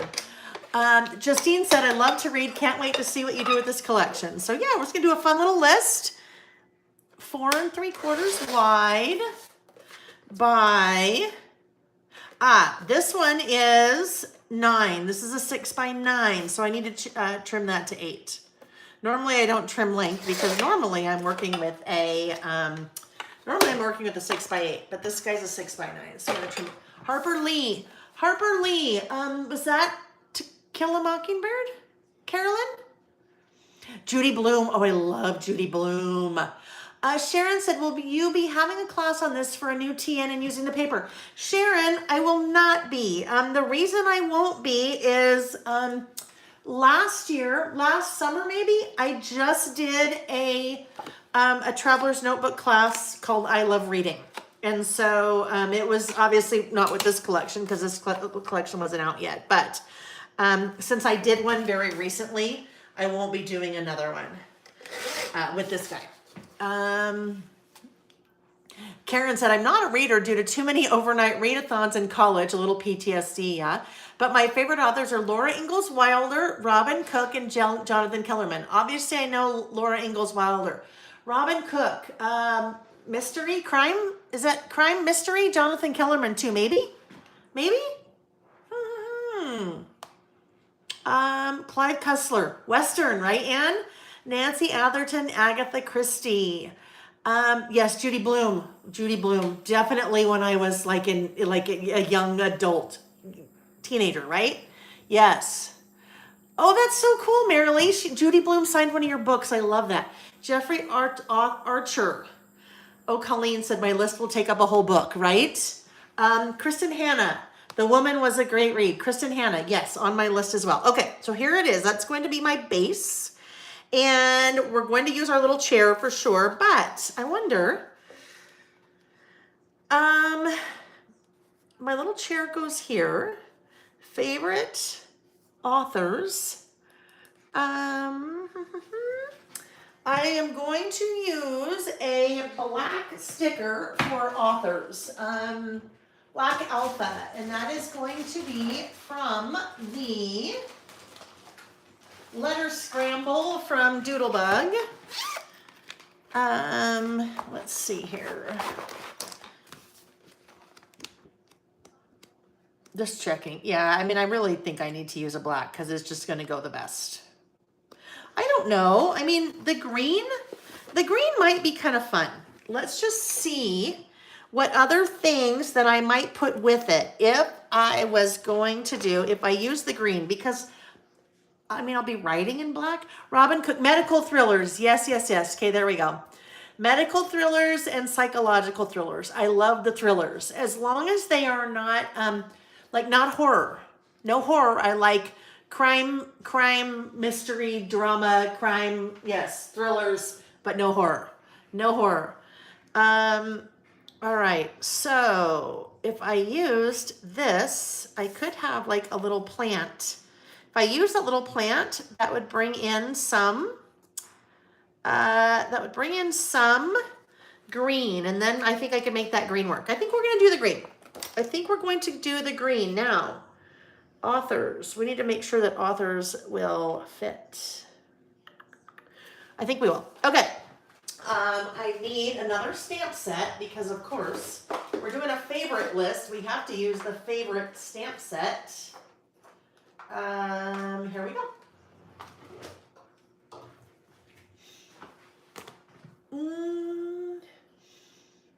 Hang on one second, friends. Oh, please. Oh, please. Nick, are you cooking something? What? Are you cooking something? Yeah. Okay. Did you take the boards off Did you take the boards off? Yes. Okay. All right, sorry. I just had to make sure that it was just smelled like something was cooking, not really burning, but kind of cooking, a little bit cooking more. Just had to make sure that we were okay there. So yes, we're okay. Nick is on it. He's like, hello, I'm fine. I'm fine. All right. So this will be our little list here. And we'll probably have to ink this one too for the same reason we inked the last one, right? Because because white on white, and it'll kind of get lost. All right, so this one is probably what they all are, 4 and about 3 3/4, and I'm sure this is by 7. That's just what I always end up eyeballing to, it seems. How do I use a trimmer? Oh, there we go. Yeah, that's a little shy of 7, but that's okay. All right, let's see if that works for what we are doing here. Oh, it is way short. Why did I make it so short? There's that little guy, that will work. And then I think we could just put that little sticker down, right? That little sticker, then it will, like a little plants there, and then it will pull in that green. I think that will work with that. Now, we need to make sure I can spell authors. Authors. Maybe these guys will spell authors across. Maybe before, we better do this. Okay, I'm just thinking out loud. Before we adhere any of that, we might end up having to make that a little bit wider. I will go with the tall skinnies here. I'm going with the tall skinny on the letter scramble. So this is guacamole. The color is guacamole. There are 16 colors of these stickers. So I have all 16 colors, and they also come in a bundle of all 16. And when you buy the bundle, you get 15% off of the bundle. So I'm using my ruler. I'm using my ruler for 2 reasons. The first being that since I am working on a blank piece of white, I don't have lines. So if I use my ruler to line up all the letter stickers, then I can be somewhat straight, right? Somewhat straight. Then there's another reason I use a ruler. Authors. I'll show you the other reason shortly. Colleen's been fortunate enough to have some of her favorite authors autograph their books. Oh, that is really cool. That's so, like, who Colleen? Tell us, authors. Tell us who they might be. Authors. So this tall skinny will make it so that I think we'll be fine width-wise, but we're checking authors. There are 4 different fonts on this, these sticker sheets, letter scramble. So you have the one that we're using, the sans serif. So serif, these little guys, like the little legs and feet. So serif, lowercase, sans serif, uppercase, another sans serif, lowercase, and then your little blocks, and then your numbers. Authors, here's the R. I really like this one. I think it's really fun. It's a really fun font. Basic, but kind of has a little bit of fun to it. Wanda, the collection I'm using is the Well Read collection by Pretty Little Studio. Well Read.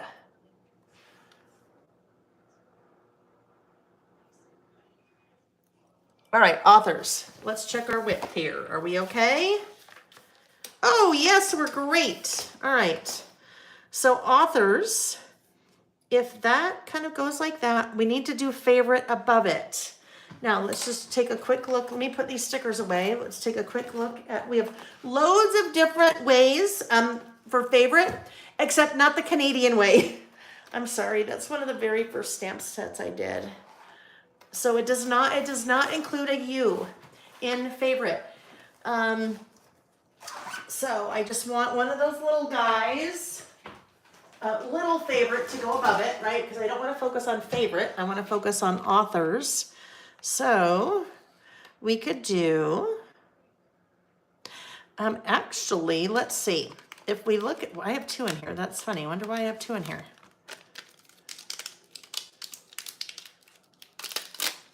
Don't know. All right. That would be similar. Oh, you have lots of favorite, and then you have my, his, her, my, their, our. Okay, so you can have whatever you want. His, her, my, their, our. My favorite, his favorite, her favorite, our favorite. Favorite authors. Okay, what if we use this? What if we use that favorite? Then we have something that could go over there, maybe? Or we just put it right there in the center. Let's look. let's look. We have loads of little stickers here.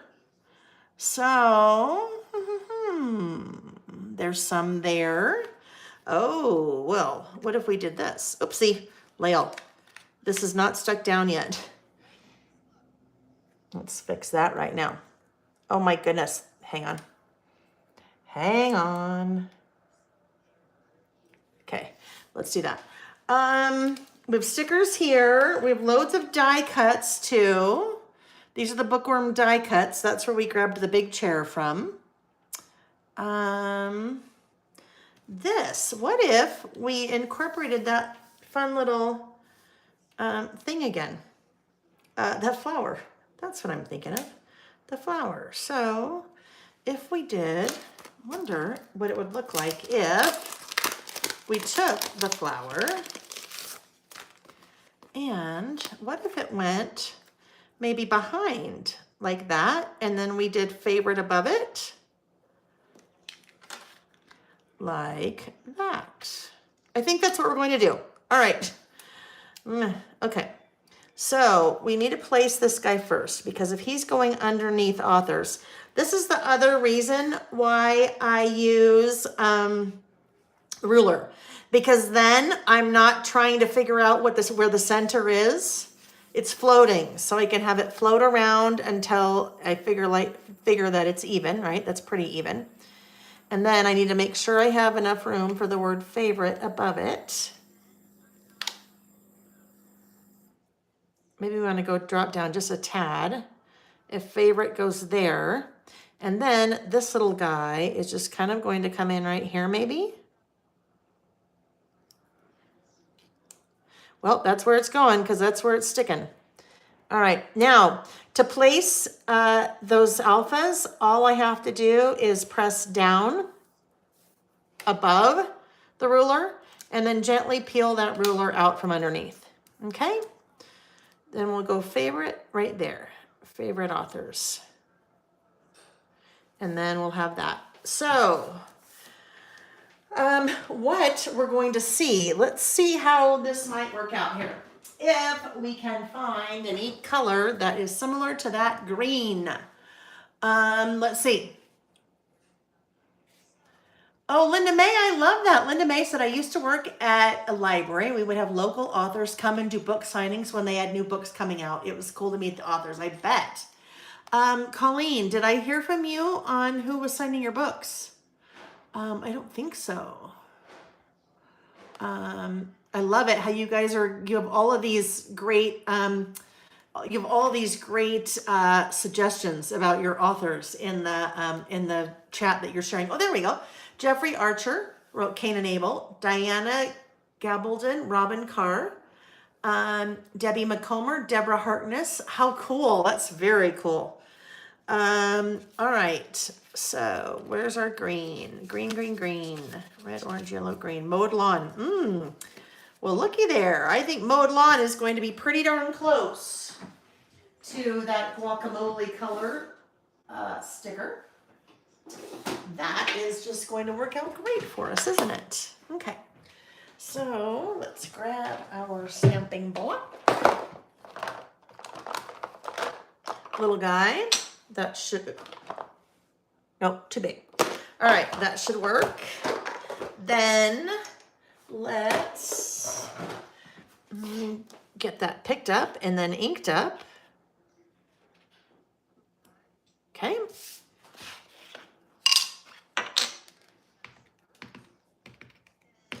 This is mowed lawn, and it will be close. It probably won't be exact, but it'll be close.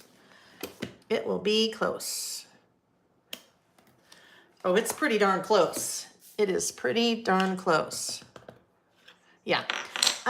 You may notice, usually what I do when I am inking, when I'm adding the ink to a stamp, that I apply the, that's not what I do. I apply the ink to the stamp like that, as opposed to the stamp to the ink. I feel like I get a little bit more control, and I don't get ink on the stamping block. So that's, you just saw me go back and forth there trying that.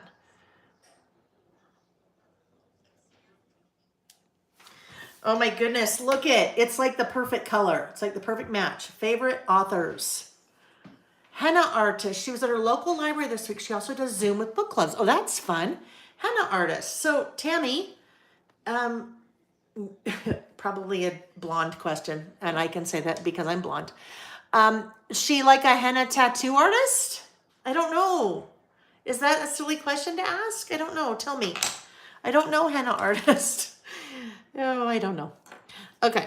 Alrighty. So here we go. We are starting. Here's our favorite authors. There's our nice little book or a nice little chair. We're ready to sit down and have a comfy read.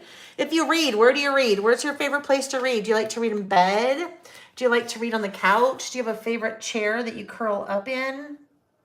The bathtub? A lot of people read in the bathtub, right? Where do you read? For me, airplane is a big one. On the airplane is a big one. If you were to get on an airplane and I was by myself, you would see me get on the airplane and sit down and put in my headphones almost immediately. And sometimes there's not even music playing on them. It's just because I like to read and I'm not trying to be rude, but I might not want to talk to you. Now, if I knew you, if you're like, oh my gosh, and we would probably chat the whole time. But if I didn't know you, I like to read on an airplane, so I might just immediately put in my headphones before you even sat down.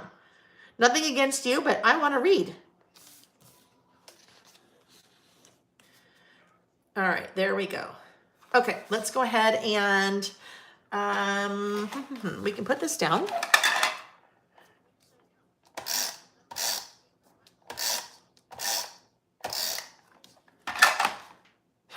That's really funny. Did you see what I did? That is the white that I didn't even realize I was doing that. I just thought it was extra cardstock I had here. I just cut up the back of the paper packaging. Whoopsie. Oh well, that's okay. Maybe we should go a little bit higher. Okay, there we go. And now we can put our little chair down. And I can have the chair. I'm going to have the chair probably overlap. No, I won't have it overlap. We'll just do that. Okay. And then, oh, I remember what I was going to say earlier. So it's interesting whether you read or not. To me, and I don't know, this is probably just my theory. I think whether you read maybe depends on if you were brought up reading, right? My mother, avid reader, was always an avid reader, like the whole time I was growing up. So that for me, I was always a big reader growing up. But I know not everybody's like that. Like, for example, I don't know if my sister was a big reader, right? Same mom, but I don't know if my sister was a reader. I'll have to ask her about that. I don't know if she was or not. Was, I know she's not now. Did some medical things that make it very difficult for her to read. So I know that she's not a reader now, but ebooks, I'm pretty certain she listens to ebooks. And you know what? That's still reading, right? Just because if you're not like reading with your eyes, you can still be reading with an ebook listening. Justine reads on my lunch hour at work. Very good. Was that Gloria? Did you tell me? DG Man 76. I read in bed but get sleepy. I love a big comfy chair by the fireplace. Oh yes. I love to get in a big comfy chair and like snuggle up with the blanket. It doesn't even have to necessarily be on me. It could just be snuggled with it and read. Oh, I love that. I love it. I love it. All right. So if we do our little, I don't know, this might be a little odd. This might be a little odd here. I wanted to get the green in, but maybe we'll just put it here. I don't like it here, right? It doesn't work here because it's just two side by side. I was thinking it might be like a little, plant next to we'll just do it there. The little plant that's next to the Georgia. Did I get it? Did I say? No, I said Gloria. Oh, I was so close. I got the G on the beginning and an A on the end. Gloria. Georgia. Oh my gosh. Guess what, Georgia? From now on, you're Gloria. No, just kidding. All righty. So, favorite authors. Now, what I am going to use, I noticed in these little stickers. Do you see those little circles with the stars inside of the circle? Well, I would like a bunch of green ones of those, maybe, right? Green, or I don't know, maybe the yellow. Maybe the yellow would be fun. We already know what the green is if we want the green. The yellow, oh, the reason why I'm saying all of this is because I just so happen to have that same stamp in Bullets and More 3. So I can kind of carry that along. Or, oh, you know what? I don't know. We might have to do this stack of books. Maybe we need to do the stack of books. Oh my goodness, I'm such a dingaling. Guess what? Terry, are you still here, Terry? Let me just stick that there for 1 second. Terry, look what I had. I have the little Mickey half ears on Bullets and More 3. Oh well. Oh well. Oh well, that's all right. Okay, let's get this put away. Let's get this put away. And then we will work with, oh, I know why, because that top favorite stamp is missing somewhere. I don't know where that is. Must be why both of those are in there. I think we have to use the little shelf stamp instead of the little star. All right, so do we want to do the yellow or do we want to do the green? I feel like maybe we want to do a yellow-ish. So fossilized amber, maybe? Let's look what the yellow might be. Red, orange, yellow. Fossilized amber, maybe. Mustard seed is, I think, not right. Fossilized amber, let's look at that. Oh, we're using lots today. Maybe wild honey. Let me grab that too. Did we already use fossilized amber? Nope, just not put away from last time. Okay, so we'll try both. We'll try both of those. We're not quite sure, but I do feel like I want to do a little underline here, just to separate, just a little visual separator. My goodness, what's Nick doing in the other room? Can you guys hear that? He's like banging all the pots and pans. All right, wonder what he's cooking in there. Popping a little pink from the pillow. So the pillow is actually really like the fossilized amber.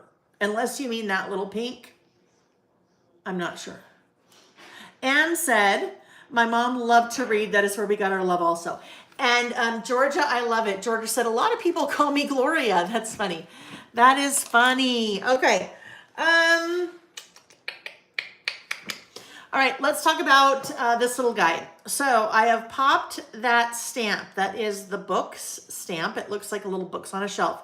I'm putting that on the end of a stamping stylus. So stamping stylus is one of my products that is designed to work with your little teeny tiny bullet stamps. Because the stamp is so tiny, even if you put it on a little block like that, it's going to be a little bit harder to handle just because it's so tiny, and then you might have a problem with pressure. So that's where the stamping stylus comes into play. Little teeny tiny, and it's the shape and length of what we're used to, like a pen or pencil. So it's not foreign to our little hand as we're trying to stamp. Oh my goodness. That, would you believe it? That just, like I hit the edge of this and it just popped off. Oh my goodness, come on. Oh, here it is. I heard it hit the ground. Okay. Oh, that's a long way down. Okay. We did lots of walking this past week. All right. So as I'm positioning it on here, there's obviously a direction to this stamp, the little books, right?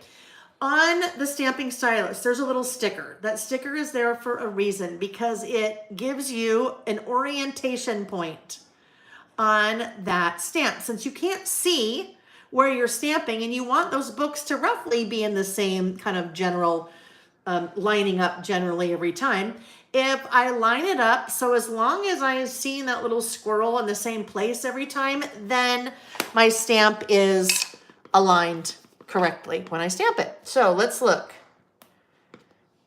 That is wild honey. Okay.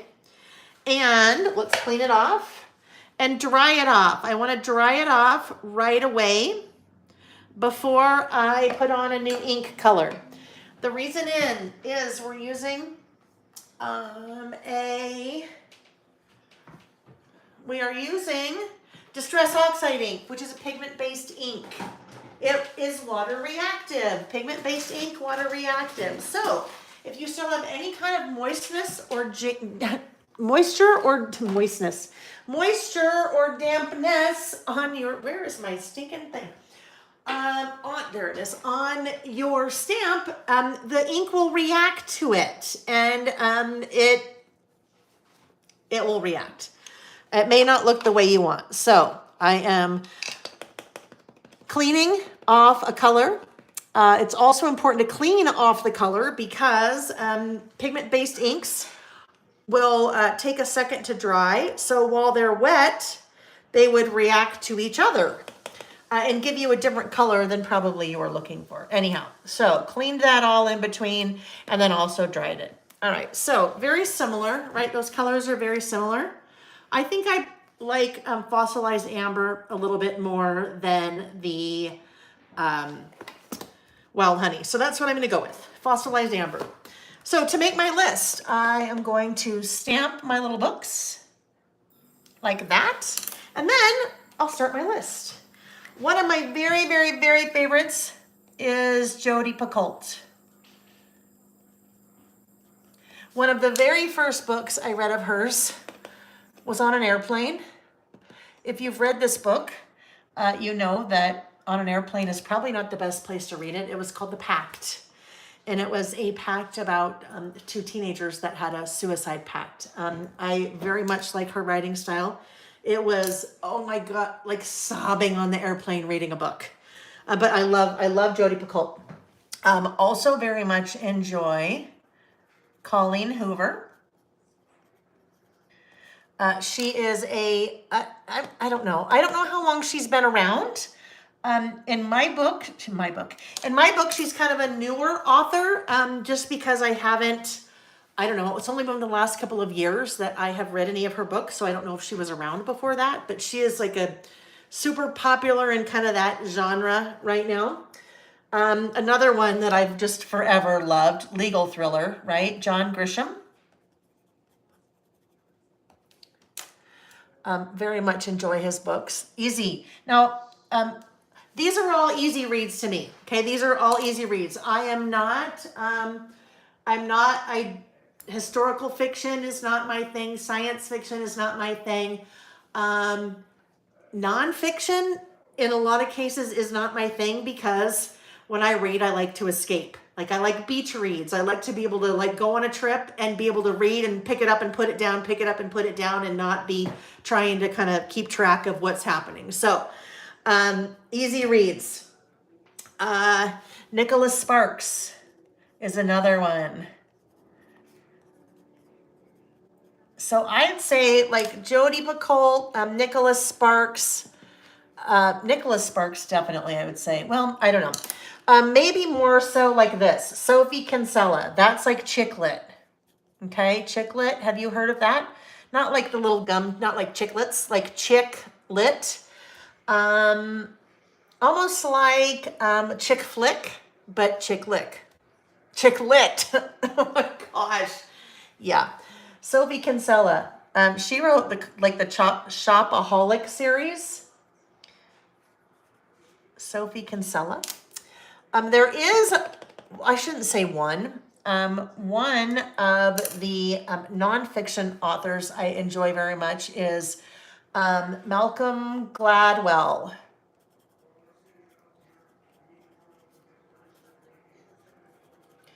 He's written some fascinating books. One of them is called The Tipping Point. And I don't know if I don't think this, in fact, I know this wasn't in one of his books because this just happened after he wrote The Tipping Point. But an example of tipping point, that concept, I'm just going to do a little squirrel moment for a minute. An example of a tipping point would be Stanley. You know, the brand Stanley with all the, with the Stanley mugs, right? That was not planned. But with Stanley mugs. So Stanley, that brand has been around forever. I remember my dad way back in the day would have a big Stanley thermos, and he would have his coffee in the Stanley thermos if he was going somewhere. So Stanley has been around forever. Tipping point happened with Stanley within the last, I don't know, maybe 3 years, when probably some social media influencer was, doing something with the Stanley mug. And all of a sudden, this craze with Stanley and all the Stanley mugs. So Stanley went through this tipping point where it had been cruising right along, and then all of a sudden hit like the hockey stick growth. And that was their tipping point. So that's kind of very fascinating book about different businesses and their tipping points. Another one he did, I think, called The Outliers. That was also very fascinating he studied a whole bunch of very successful sports or athletes, and looked at their ages and looked at when they started kindergarten, and found that I think it's The Outliers. And found that kids that started, you can either you were whether you hit the cutoff or not. Kids that were close to the cutoff, and their parents decided to hold them back. They found in all these studies were more successful in sports because they were always the biggest in the sports, especially like little league sports when they have age ranges and cutoffs. Anyhow, very interesting. Very interesting. I did write down Colleen Hoover. Thank you, Tammy. Terry just asked a question. Terry said, have we done a favorite books from our youth? And we have. I will pull out the original Listing with Lael idea book. And I want to call it, I think this one was called Opposites Attract. Let's see. Chapter 17, page 72. Let me just double check and see if that's where. Here we go. The best books. So, childhood and adulthood. So I did make a list of both, and we did that January 30th of 2021. And I called that Opposite Attracts because we did kind of child and adult. But yes, we did. Terry, one of Lael by Mail's tipping point had to be COVID. We all started meeting here then. You know what? It absolutely was, Terry, 100%. And that is a great example of that. That's a great example of that. That was a tipping point for me in my business. Absolutely. Absolutely that was.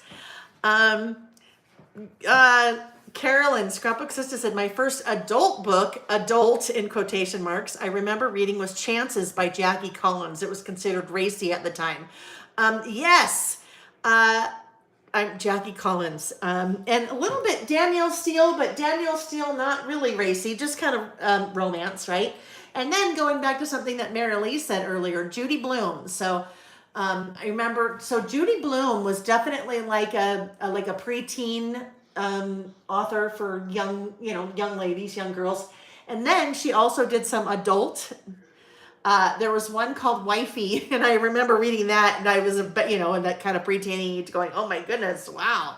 Yes. All right, back to our subject matter. Kristen Hanna, also on my list.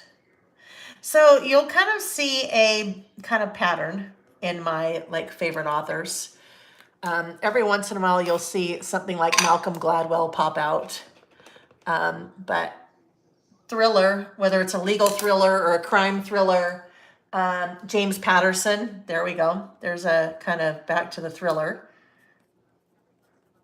Tons of his books. He's written a ton of, a lot. James Patterson. Emily Henry. I have Emily Henry on my list. But I don't remember why. When I was putting this together this morning, did she write, no, she didn't write Gone Girl, but I think she's in that kind of same genre. Emily Henry, I don't remember now. Jojo Moyes.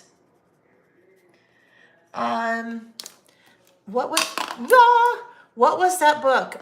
But you before me before you, something like that. Oh, that was a sad one. That was a sad one. Nora Roberts.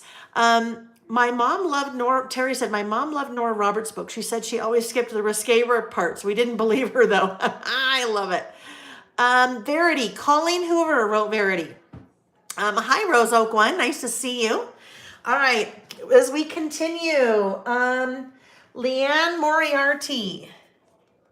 Leanne Moriarty. All right. I have to have Judy Bloom on here because that was definitely when I was younger. I haven't read anything of hers in years. She kind of came back around in popularity over the last maybe 2 years because one of her books back when, probably in the early 80s, Are You There, God? It's Me, Margaret, they made into a movie. Forever. Forever. Oh gosh, Terry. Now, yes, but no.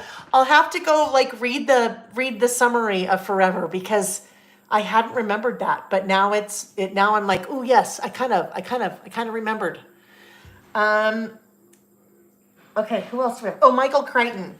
Michael Crichton. Michael Crichton, Jurassic Park, and some others. But I liked him before Jurassic Park. Okay. Gillian Flynn. She wrote Gone Girl. And that's kind of like the mystery thriller. She's written a couple. I like that very much. Gillian Flynn. Patricia Cornwell. Kind of going back to a little bit of thriller, right? Mary Higgins Clark. I haven't read anything of hers in a while, though. Easy reads. Mary Higgins Clark. And I have one more on my list that I added because I forgot. I think Mary Lee mentioned this one. Jennifer Weiner. Jennifer Wiener. All right, there we go. So there are my favorite authors. Oh, the Flubber. Yes. Oh my gosh, Flubber.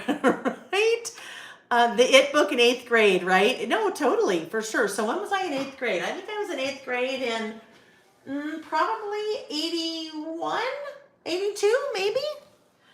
All right, so here we go. I just need to add a little date here. And then I'll just do this. 4/24. All right, there are my favorite authors. Now, this would be fun, especially if you like to read. This would be fun to do.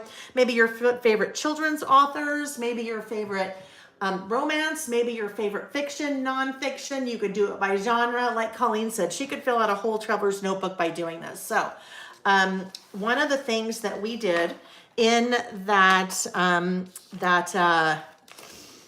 I Love Reading Traveler's Notebook kit class. I had all kinds of list suggestions for different lists that you could use, but your favorites by genre was genre, not genre. Genre was definitely one of those. All right, so I need to come back to, where did my tape go? Oh, here it is. I'm going to do this again because this is a left-facing page. I'm starting to deal with that curve because so many pages have so many things on them that I need to make sure that that edge stays nice and adhered. If you want to see more of, because we just used a little tiny bit, right? We just used a little tiny bit of that well-read collection. So if you want to see more of that, you'll see it on the website. If you click on what I'm using, that what I'm using link in the description box of the video down below. There's loads of products in that. Lots of fun things. That one also comes in a big bundle. So everything in the collection is part of that bundle. And when you buy the big bundle, you get 15% off. All right, there we go. There's our cute little favorite authors. All right. What's next? That's when I would cut off that whole thing. All right, what is next? Let me get those things put away, and then we will move on to our last list. Our last list is, oh my gosh. Okay, don't hate me for this. Do not hate me for this. You might hate me for this because it's going to make you feel old. But this will be another one. This will be another fun one like we did last week, kind of like the Gen X and kind of walking down, taking a stroll down memory lane. This one is songs that are turning 40 in 2024. Songs that are turning 40 in 2024. That's going to make us feel old when you start hearing these songs. Or hearing me say these songs. I will not sing them. I will do you that favor and not sing them. I will tell you this morning when I was making my list. Well, I was making my list, and then when I was getting ready, there was a playlist that I found in Apple Music or iTunes or whatever, and somebody had a playlist of these, and so I was just getting ready and listening to them and taking a stroll down memory lane. It was quite fun. All right, we've got those things put away. So this is going to be a 2-page list, my next list, which means I won't put it here. I need to come back and add another single-page list here later. So I'm going to skip like this. Oh, you know what? So Colleen said, did I ever add the tab to the Facebook group for book recommendations? I will write that down too. I've got lots of things to do this afternoon. Tab to FB group for book recommends. Okay. I will do that. And you know what? I will post this list with it as kind of the page, and then it'll be there. Let's see.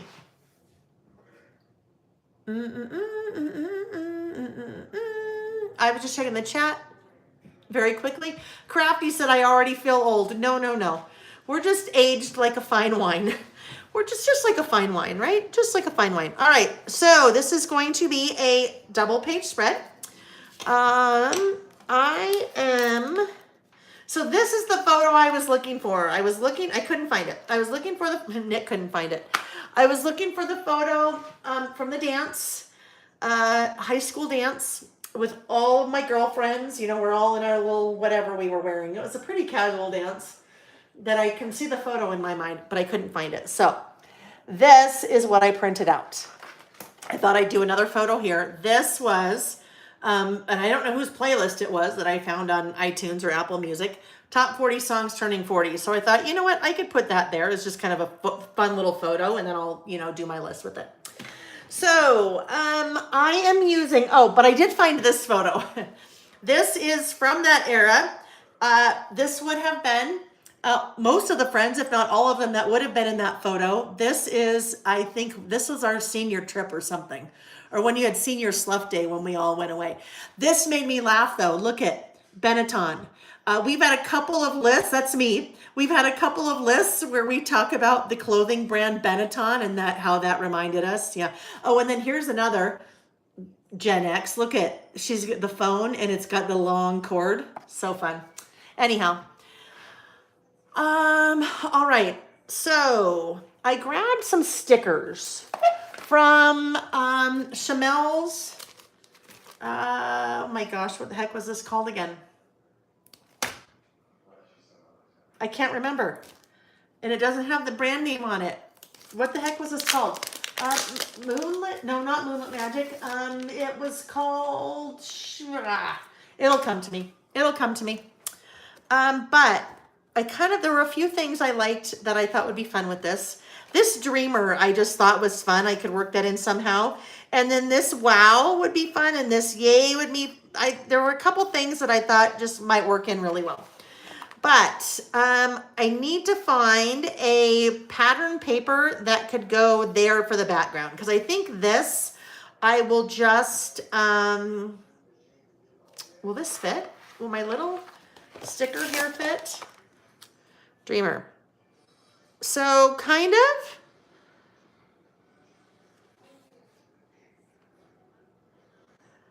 Let me just think before I get too far down this path. What if we do something like that or something like that? Okay. Let's keep thinking. I'm going to move this off to the side. I'm going to just do that. Put this back here for a second and bet this back here. I could not find my paper pad from that.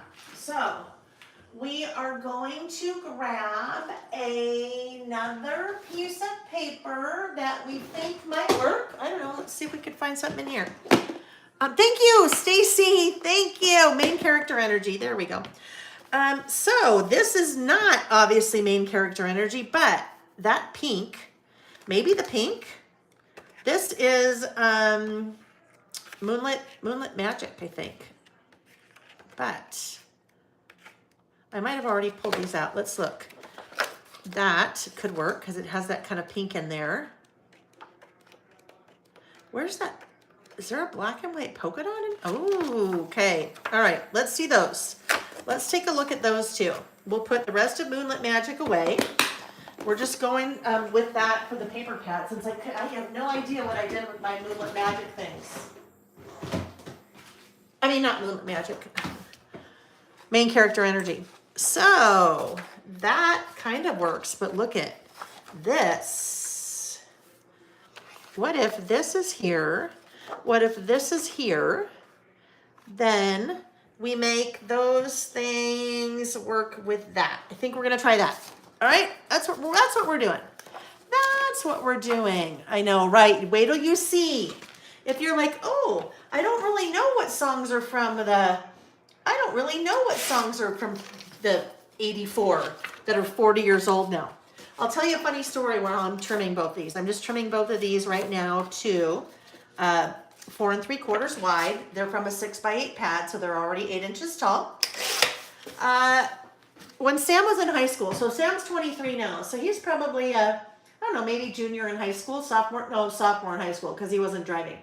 I was taking one of his friends. I was taking Sam and one of his friends to a lacrosse tournament, and we're in the car, and they're like, "Hey, let's listen to some oldies."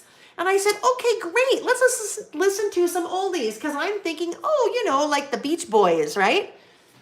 And Sam's friend Braden said, "Oh, I have oldies playlist on my phone. I'll plug in my phone." Plugs it in, and not even this music, like older, younger than this music, probably music from like the late 80s. And I'm like, I cannot believe that that's what they're calling oldies, as I'm thinking like the Beach Boys, right?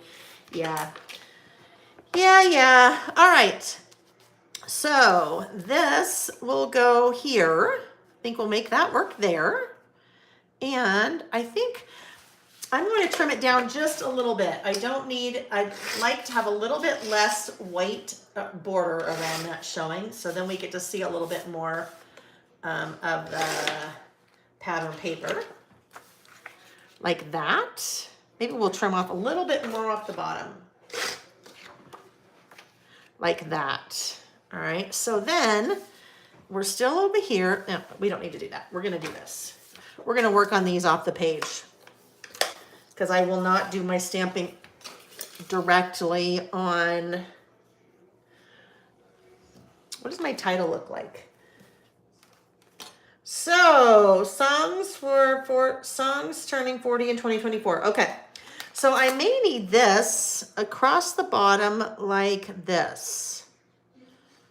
I don't know, this just reminds me of the 80s. So in order for that to fit, I would have to trim part of it to go over here, unless we do this. And if I do something like this, it would be on white, but then I also have my title up here, and I think that might conflict. Oh, what if we did this? Maybe we'll split it between both pages. I think that could work. We'll split it between both pages, which means that I need to get my white cardstock down here. So let's get some more white cardstock out. And it is going to be 7 1/4 because that's what it always is, pretty much. 5 3 3/4.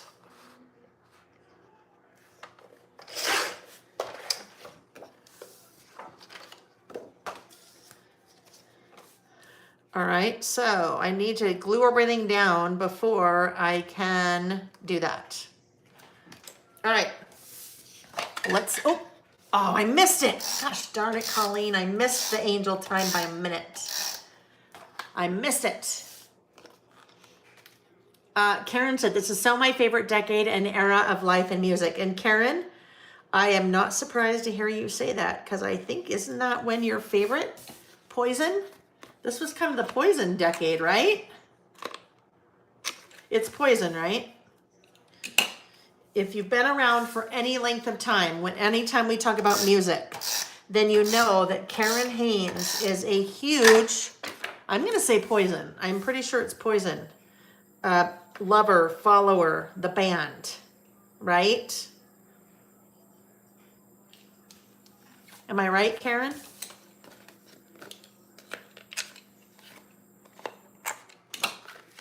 All right, so now I can do this. Now I can take my Dreamer sticker and put this right along the bottom. And we will put it probably right like that. And then I will cut it. Now, Poison, 86. Yes, Karen's the Poison fan. 27 times. That many times in concert? Many, right? Many, many, many. There we go, Dreamer. Okay. So now let's look for, I have a feeling we should probably do, I don't know, does the WOW want to be over here? I kind of feel like the WOW needs to be there. Don't you think? Or I don't know. Let's not get carried away yet with the fun things. I mean, it's all fun, but I need to probably do my title first so that I know what kind of room I have. All right, so songs that are turning 40 in 2024. That would be songs that came out in 1984. I was in high school in 1984. I would have been, let's see, I graduated in 86, so, right in the middle of high school.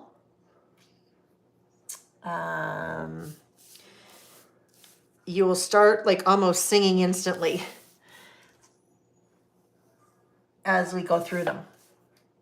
Lots of Prince during that time, Madonna during that time, Tina Turner during that time.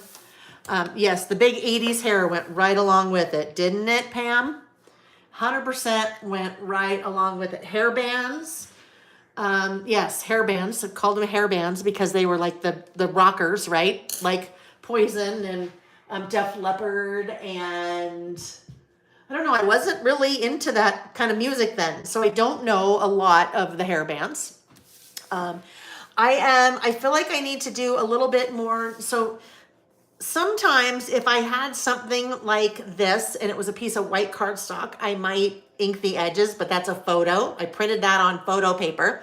I'm taking out my photo signature pen to do my outlining on that.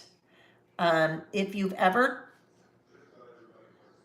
might need to, I don't know, is it time to replace this? No, I'm just pressing too hard. I don't know, it might be time to replace this. Oh, there we go. If you've ever tried writing on a photo, it does not work well. Yeah, I need to replace my pen because it is running out of ink. That's why I'm starting to have it skip a little bit. If you've ever tried writing on a photo, then you know it does not work very well because your ink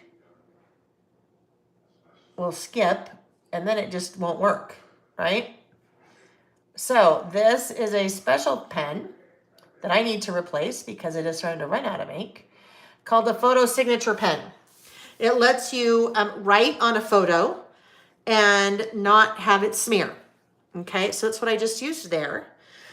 My title, I am going to emphasize the word 40.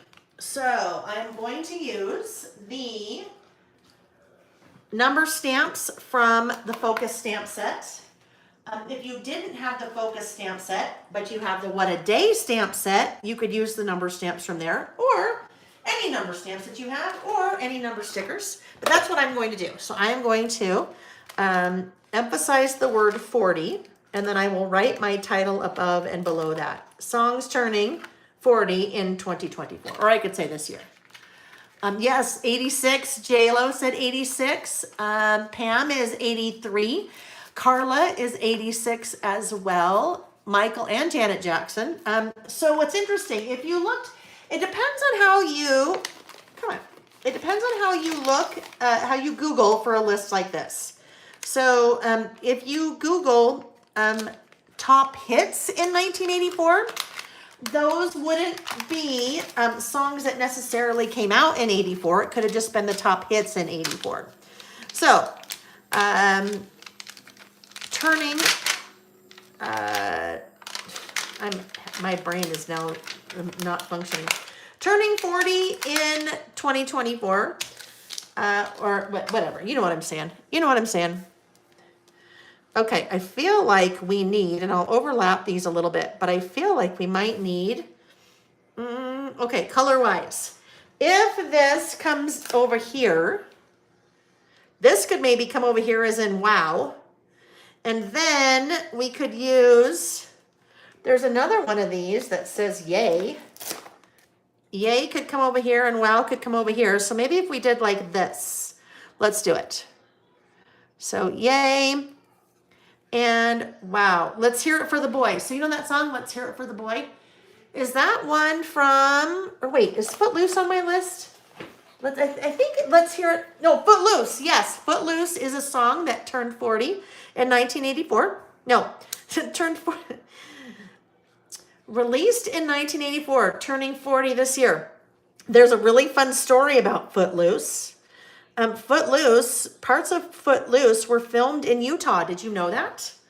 At a high school in Utah, and then also at the Lehigh Roller Mills, which was a flour factory kind of mill way back then. I mean, it still is there, but I don't think they do flour there anymore.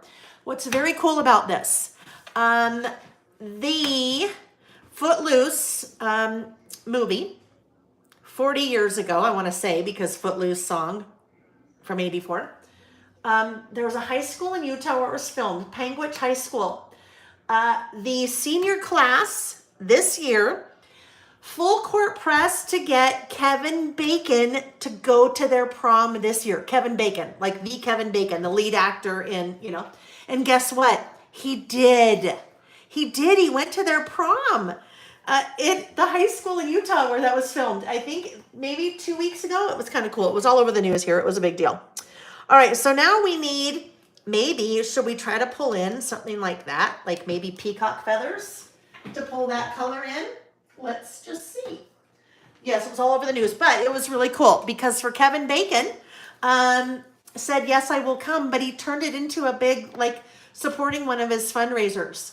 I think, like, I want to say backpacks. I think they filled backpacks for kids, school kids or something like that. But it was really cool. And it was really neat to see that he went. I mean, he came to Utah for their prom.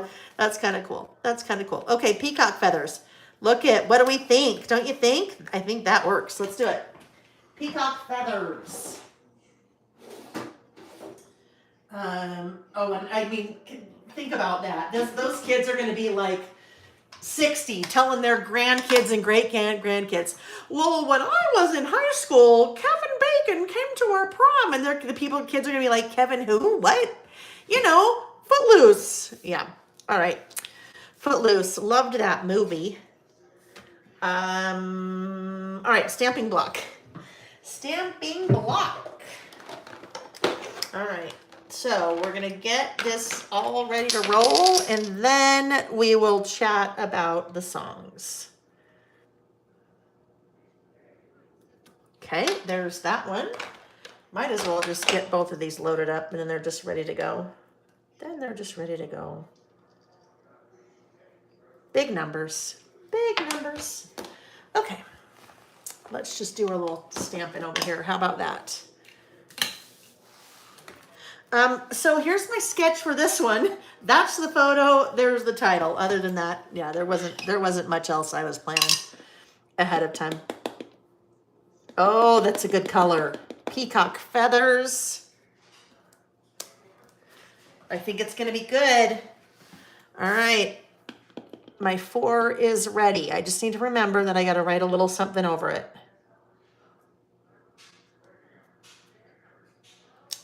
There's my 4.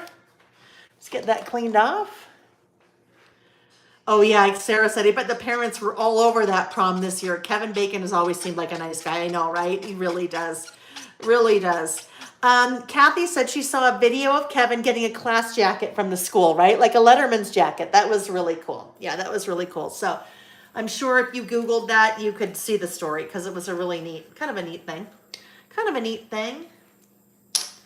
And then, you know what? That's just so cool because then you think, you know what a good guy he is. I mean, right? Just good people out there. Good people out there because he, of course he didn't get paid for that. Just good people. I don't know much about Kevin Bacon, but I'm sure he's a good man. Kara Sedgwick is his wife, right? Okay, this will be a good example. I'm not going to fix it first. This will be a good example of why you want to, well, it's not too bad. Why you want to test first. I could see there's some little something on the O there that is making it not quite stamp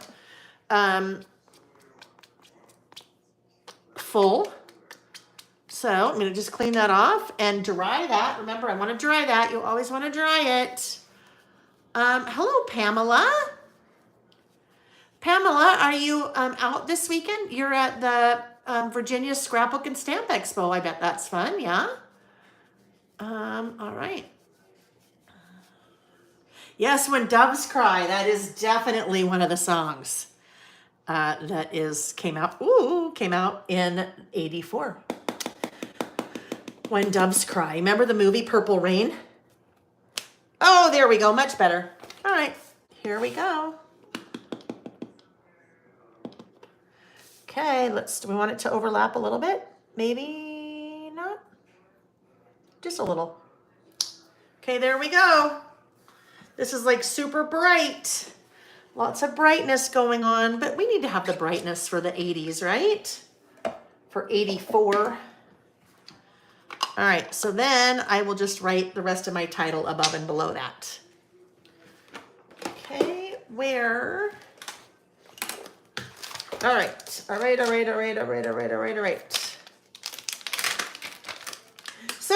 the way I got that photo, and I printed it on photo paper, but you could also print it on, just regular cardstock. I found that playlist on iTunes or Apple Music or whatever they call it these days, and just pulled it up on my phone and did a screenshot of it. Did a screenshot and then printed it out like it was a regular photo, right? So that's really fun to do with like text messages too. Maybe you have a text thread going on with someone on your phone. That's kind of another fun way to incorporate that into your projects. Just screenshot it and then print it out. All right, so songs turning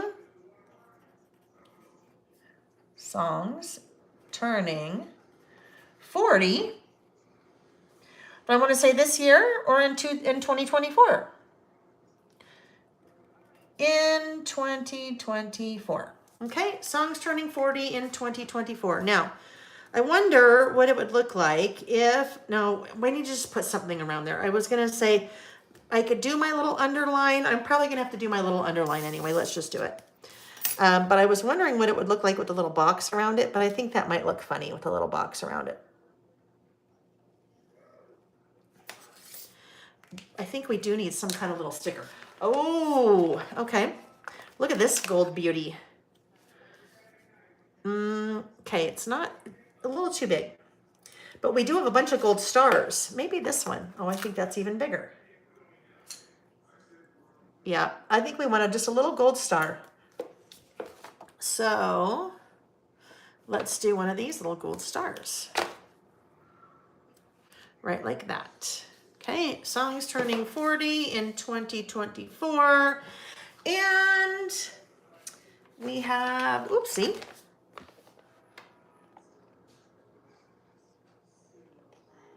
I'm just looking at these other stickers to see if there's anything that we want here.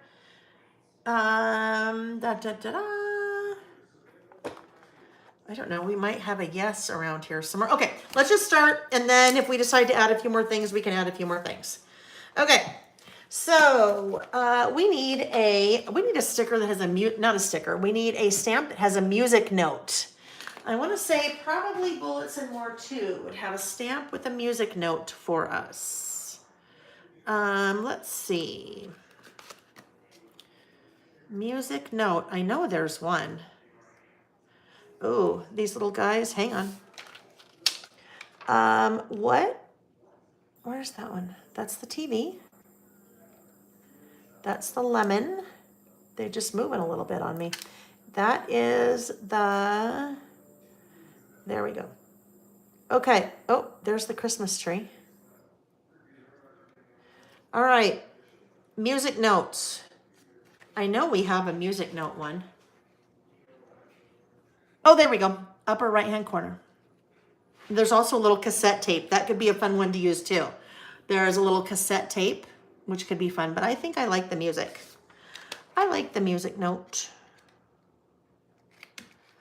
All right, back to our stylus again. Karen said, Lael didn't even need to make her list in advance. I could give her all the answers, right? All right, so let's get that oriented. I feel like we might need some more color in here, right? So should we do like that pink? Maybe Kitsch Flamingo? We're going all in with the color on this one, but you kind of have to do that because it's kind of 80s, right? We got to just make it crazy. Picked Raspberry? Maybe Picked Raspberry. I think it's Picked Raspberry and not Kitsch Flamingo. Yep, Picked Raspberry. We're using so many colors today. All right, Picked Raspberry. Where are you? I need to put these away. Okay, here we go. Picked Raspberry. Let's looky over here.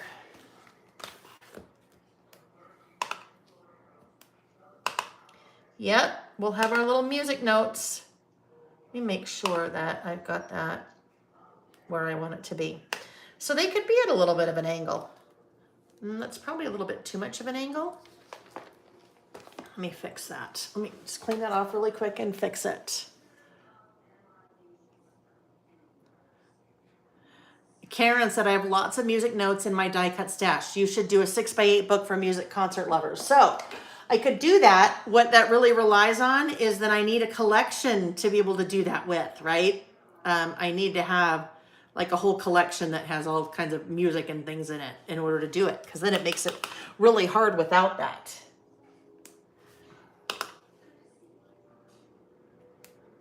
Okay, here we go. On my list, Against All Odds by Phil Collins. So what I'm going to do is this. Against All Odds. And then we'll do a dash. Phil Collins. This is going to be a run-on list, even though right now it's looking like a numbered or bulleted list because there's one right below the other one. Time After Time, Cyndi Lauper. What's interesting now is I don't know, they all may be like this. Maybe I need to just do it this way now. Maybe that's what the list gods are telling us. They're saying, Lael, you just need to do it this way. Sunglasses at Night, right? Remember that one? That was Corey Hart. Now, so maybe this is not your era. Maybe you're like, I've never heard of any of these songs. Maybe you're younger, maybe you're older. So guess what? This could be songs turning 30 this year, or songs turning 60 this year, or songs turning 20 this year, or 10 year, or whatever. So If it doesn't work out for you for 40, then just pick another year. Just pick another year. Yes, I could do a stamp set, and then I just have to find a generic collection to go with it, right? Just kind of a generic collection. Sarah said, actually, I've never seen a collection of music before. That's surprising. Has anyone else seen one? Probably a little bit too themey. Probably a little bit too themey. And I just say that coming from, I worked over the years for three different manufacturers. You probably have seen maybe one that might be like a little mini collection, but then it probably had something to do with like band or something like that. You do see some music things. Sometimes if they do like a teen girl collection, you'll see that, but I don't recall, not to say that there hasn't been one, but I don't recall ever seeing something like that. This one, Jump by Van Halen. You can as soon as I say that, I can like picture the music video in my head when David Lee Roth is like jumping off the stage. Missing You, John Waite. Oh, guess what? I have way more things on my list. This could be a much longer list. I'm not going to be able to fit it all. I can tell already.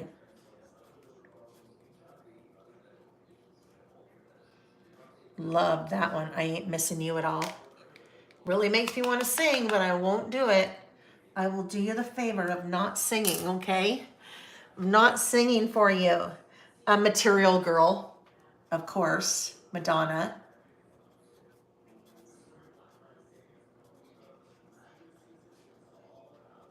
Madonna. Okay. What else do we have here? Oh, Relax. Frankie Goes to Hollywood. But I need to kind of figure out my spacing. So I'm going to do a shorter one. Oh, Sherry. Remember Oh, Sherry by Steve Perry?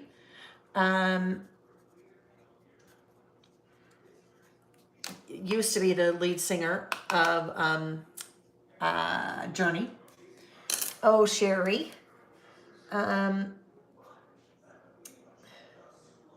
When Doves Cry, Prince.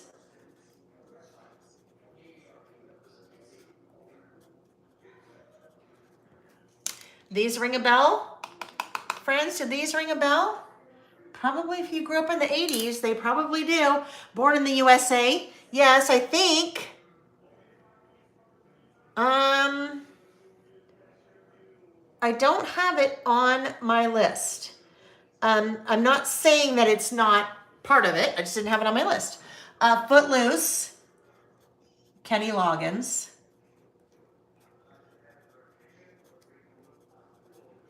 I saw Kenny Loggins in concert a couple summers ago. That was sure fun. That was a lot of singing. Well, singing, obviously he was singing, but I sing too. Hello, Lionel Richie.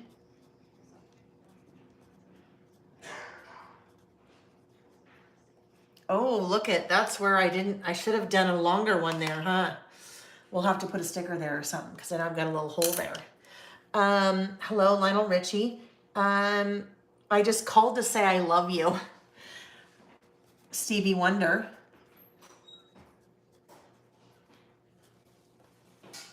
Boy, I don't have room for that. Well, I'm not going to put who sang that song then. We'll just leave it at that. Where are you going, honey? Are you on your last list yet? I am. Yes, we are. Going down to Move Harvey. How come? Relocated where we're parking for the summer. Okay. See you later. People Are People. Depeche Mode. I never really was a big fan of Depeche Mode. I always called them Depressed Mode. Oh, look at Jody. Jody just typed that. Yep. Well, I don't know when Jody typed that. I just saw it. How about that? Terry, Kenny Loggins sings so many theme songs to movies in the 80s that could be a list in and of itself. Top Gun. Yes, he did Top Gun. Danger Zone from Top Gun. Yes. Louisa said, I'm totally singing by myself right now. I know. Like I told you, I would totally be singing right now. Wanda said, you didn't have to grow up in the 80s to love the music. Absolutely, right? Oh, Sarah, I loved Echo and the Bunnymen. Lips Like Sugar. I loved Echo and the Bunnymen. Yes. Smooth Operator by Sade.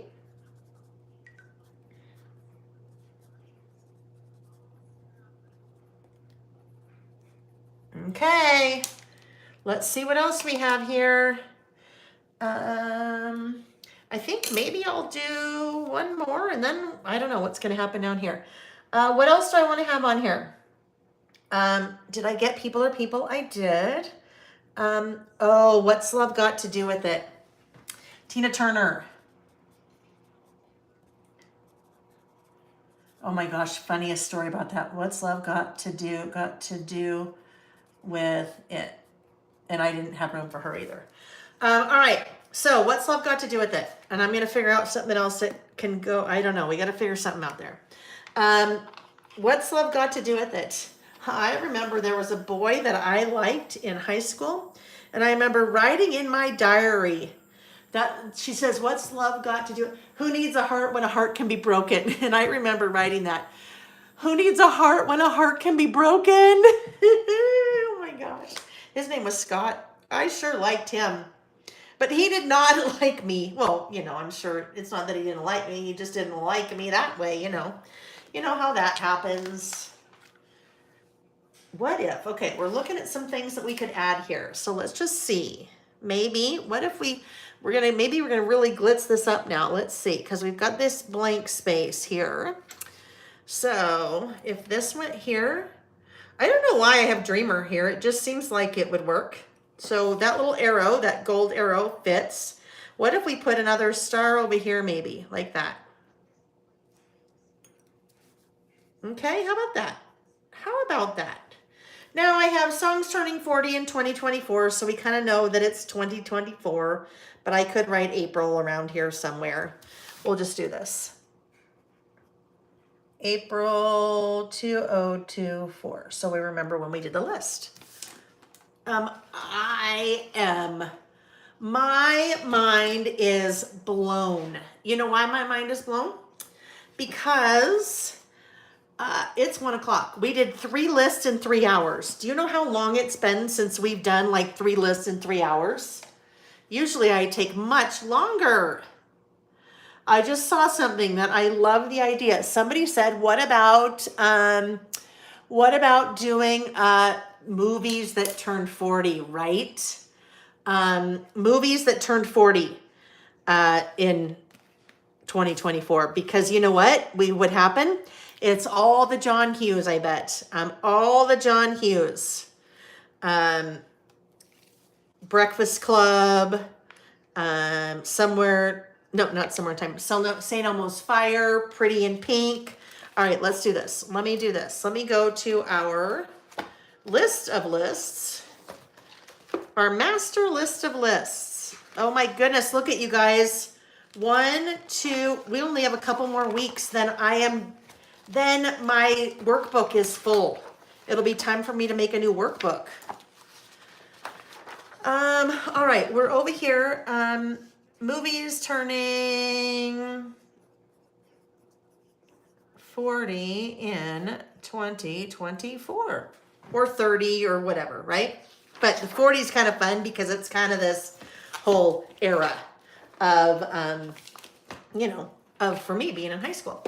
All righty, so let's go ahead and, did I get that put away? I did. Let's finish putting this away. 16 Candles, yes. Some Kind of Wonderful, Pretty in Pink, oh yes, right? Oh my goodness, that would be so fun. That would be so fun. We will for sure do that as one of a list in the future. We will for sure do that. Maybe we'll even do it next week. Because we'll do lots of lists next week for our big International Scrapbook Day celebration, our all-day listing. Karen, were you here when I said that? Miss Karen Haynes? Karen is always trying to suggest an all-day listing session. Okay, there we go. There's that guy. Now, this one, again, because I've now hit halfway and I'm starting to deal with a curve, I want to use my double-sided tape there. And if I was double-sided tape, where would I be? I'm pretty sure I didn't put it away, right? I'm pretty sure I didn't put it away. I didn't have a time limit today and we finished in 3 hours. That's crazy. Oh, there it is. Seriously, right in front of me. Right there. Right there. All Dare, Saturday, May 4th, 2024. It's International Scrapbook Day. And so we do, at least twice a year, we do an All Dare. It's always the third weekend in March because that's when we celebrate the listing with Lael, our Saturday sessions, anniversary. We just did that for year 4. And then the Lael by mail, me going out on my own and turning my side hustle into a full-time thing. That was the 5th anniversary this past year, or this year. So we always do an all-dayer third weekend in March, and then we always also do an all-dayer first weekend in May, first Saturday in May, because that is always International Scrapbook Day. INSD, yes, exactly. Hi, Debbie Hogshead, nice to see you. Hi, Dandy. Yes, Flashdance might qualify, right? Oh my goodness, all those movies. Oh, teen angst, right? Teen angst. 16 Candles, just love that whole time. All right, so now let's see. We can get that there. All right, so a little bit of space, but we still know that says, well, here's what's going on here. This is moving around a lot. See, this page is starting to move around. This happens starting now, and in fact, I'm gonna have to make it happen more. I'm gonna have to pull them out. Because I have so much bulk happening in here now, the pages start to pop from the staples, and that is just normal because you just have so much in there. And so what happens eventually will be this. See how those just have come out and they just all have come out from the staples? When that happens, I take everything apart and then make a cover that is a little bit wider and then hand stitch it with wax thread. So I'm to kind of put it back all together again. So this will continue to do this until I pop the staples out. So I'll pop the staples out for next time and then we'll just continue. But those were the 3 lists that we did today. Top 5 kind of from our Orlando trip this past week. Favorite authors, and then songs turning 40 in 2024. All right. Okay, friends, let me, let's do this. Let's turn off the overhead lights. Oh my goodness, Reggie is so good. You guys, he's just sleeping in his little bucket. He just wants to be in here with me. And as long as he can do stuff like that, it is totally good. Here, I'll show you. Before I rotate the camera, I'm just gonna show you that way. Let's see if you can see that. It'll take me just a second to see, so hang on. And apologize if you're looking at weird stuff right now because I can't see yet. Let me make sure that you can see him. Hold on. Hold on. Can you see him? Oh, not quite. Okay, here, let me move it. See him there? I think you can see him. I just don't want to take it out of the stand because then it gets really weird for me to bring back in. I don't know if you could see him. See him there? Are we looking? You can see my arm. Oh my gosh, you can't see him. I'm just going to do this really quick, okay? I'm going to take it out of the stand. Oh, there he is. There's Reggie. See, look at his little thing. Hi, Reg. Oh, hello. Okay, there he is. Hopefully you can see that. All right, so now I'm going to put it back in the stand and then do my little rotating. Sorry, we're in a, okay. Here we go. There we go. Oh yeah, look, isn't he cute? He just sits there. It's so funny. He just likes to sit there. Okay. All right, friends. There we go. So 3 lists in 3 hours, a little over 3 hours. So that was good. Lots of stuff coming. Again, Saturday, May 4th is, oh, I just remembered, we didn't even talk about prizes either. Saturday, May 4th, International Scrapbook Day, all-day listing session here on my YouTube channel, starting at 9 a.m. Pacific time. I will send out an email, hopefully Wednesday or Thursday this week, so you'll have all the details, but you can obviously come and go as you please, as you always do. On Friday the 3rd, May 3rd, you will see a fun sale going on for 3 days, 3rd, 4th, and 5th. So I guess pre-International Scrapbook Day, International Scrapbook Day, and Cinco de Mayo. 3-day sale. So you'll see some fun closeouts, some products I haven't carried before that are a really good sale.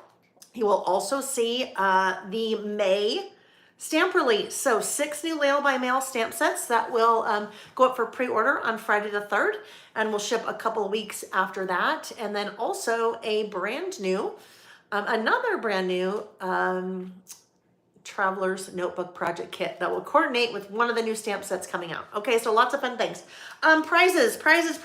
Let's just make it easy since I totally forgot and that I didn't even write anything down for prizes today. So prizes, $25 gift cards, coupon codes, whatever, to the website, lailbymail.com, okay?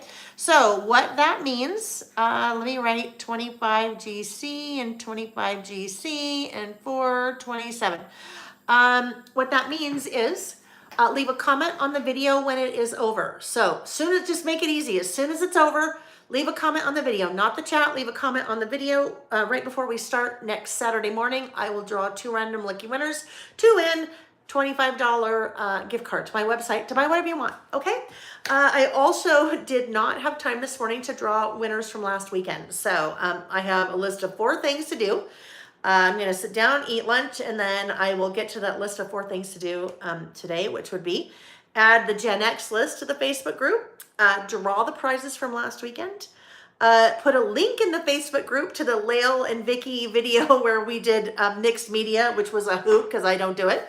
And then I will also add a tab to the Facebook group for book recommendations. Okay, that's what we'll do. If you're not in the Facebook group, go to Facebook and search Lail by Mail. You'll see a Facebook page and a Facebook group.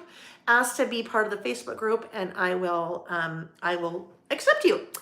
All right, guys. I think that's it for today. So thank you for joining me.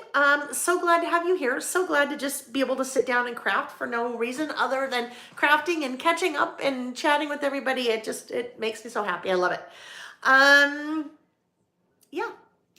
Everything that you saw me use, you will find linked in the description box of the video under what I'm using, or go to lailbymail.com and you will find what you need there. If you have any questions about what I used, leave me a comment and I will respond, or go to lailbymail.com and click on Contact Us and ask away, and I will be happy to respond.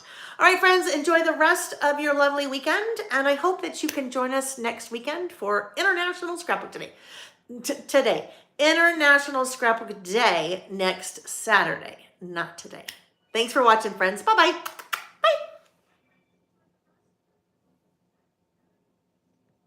Oh my gosh, come on.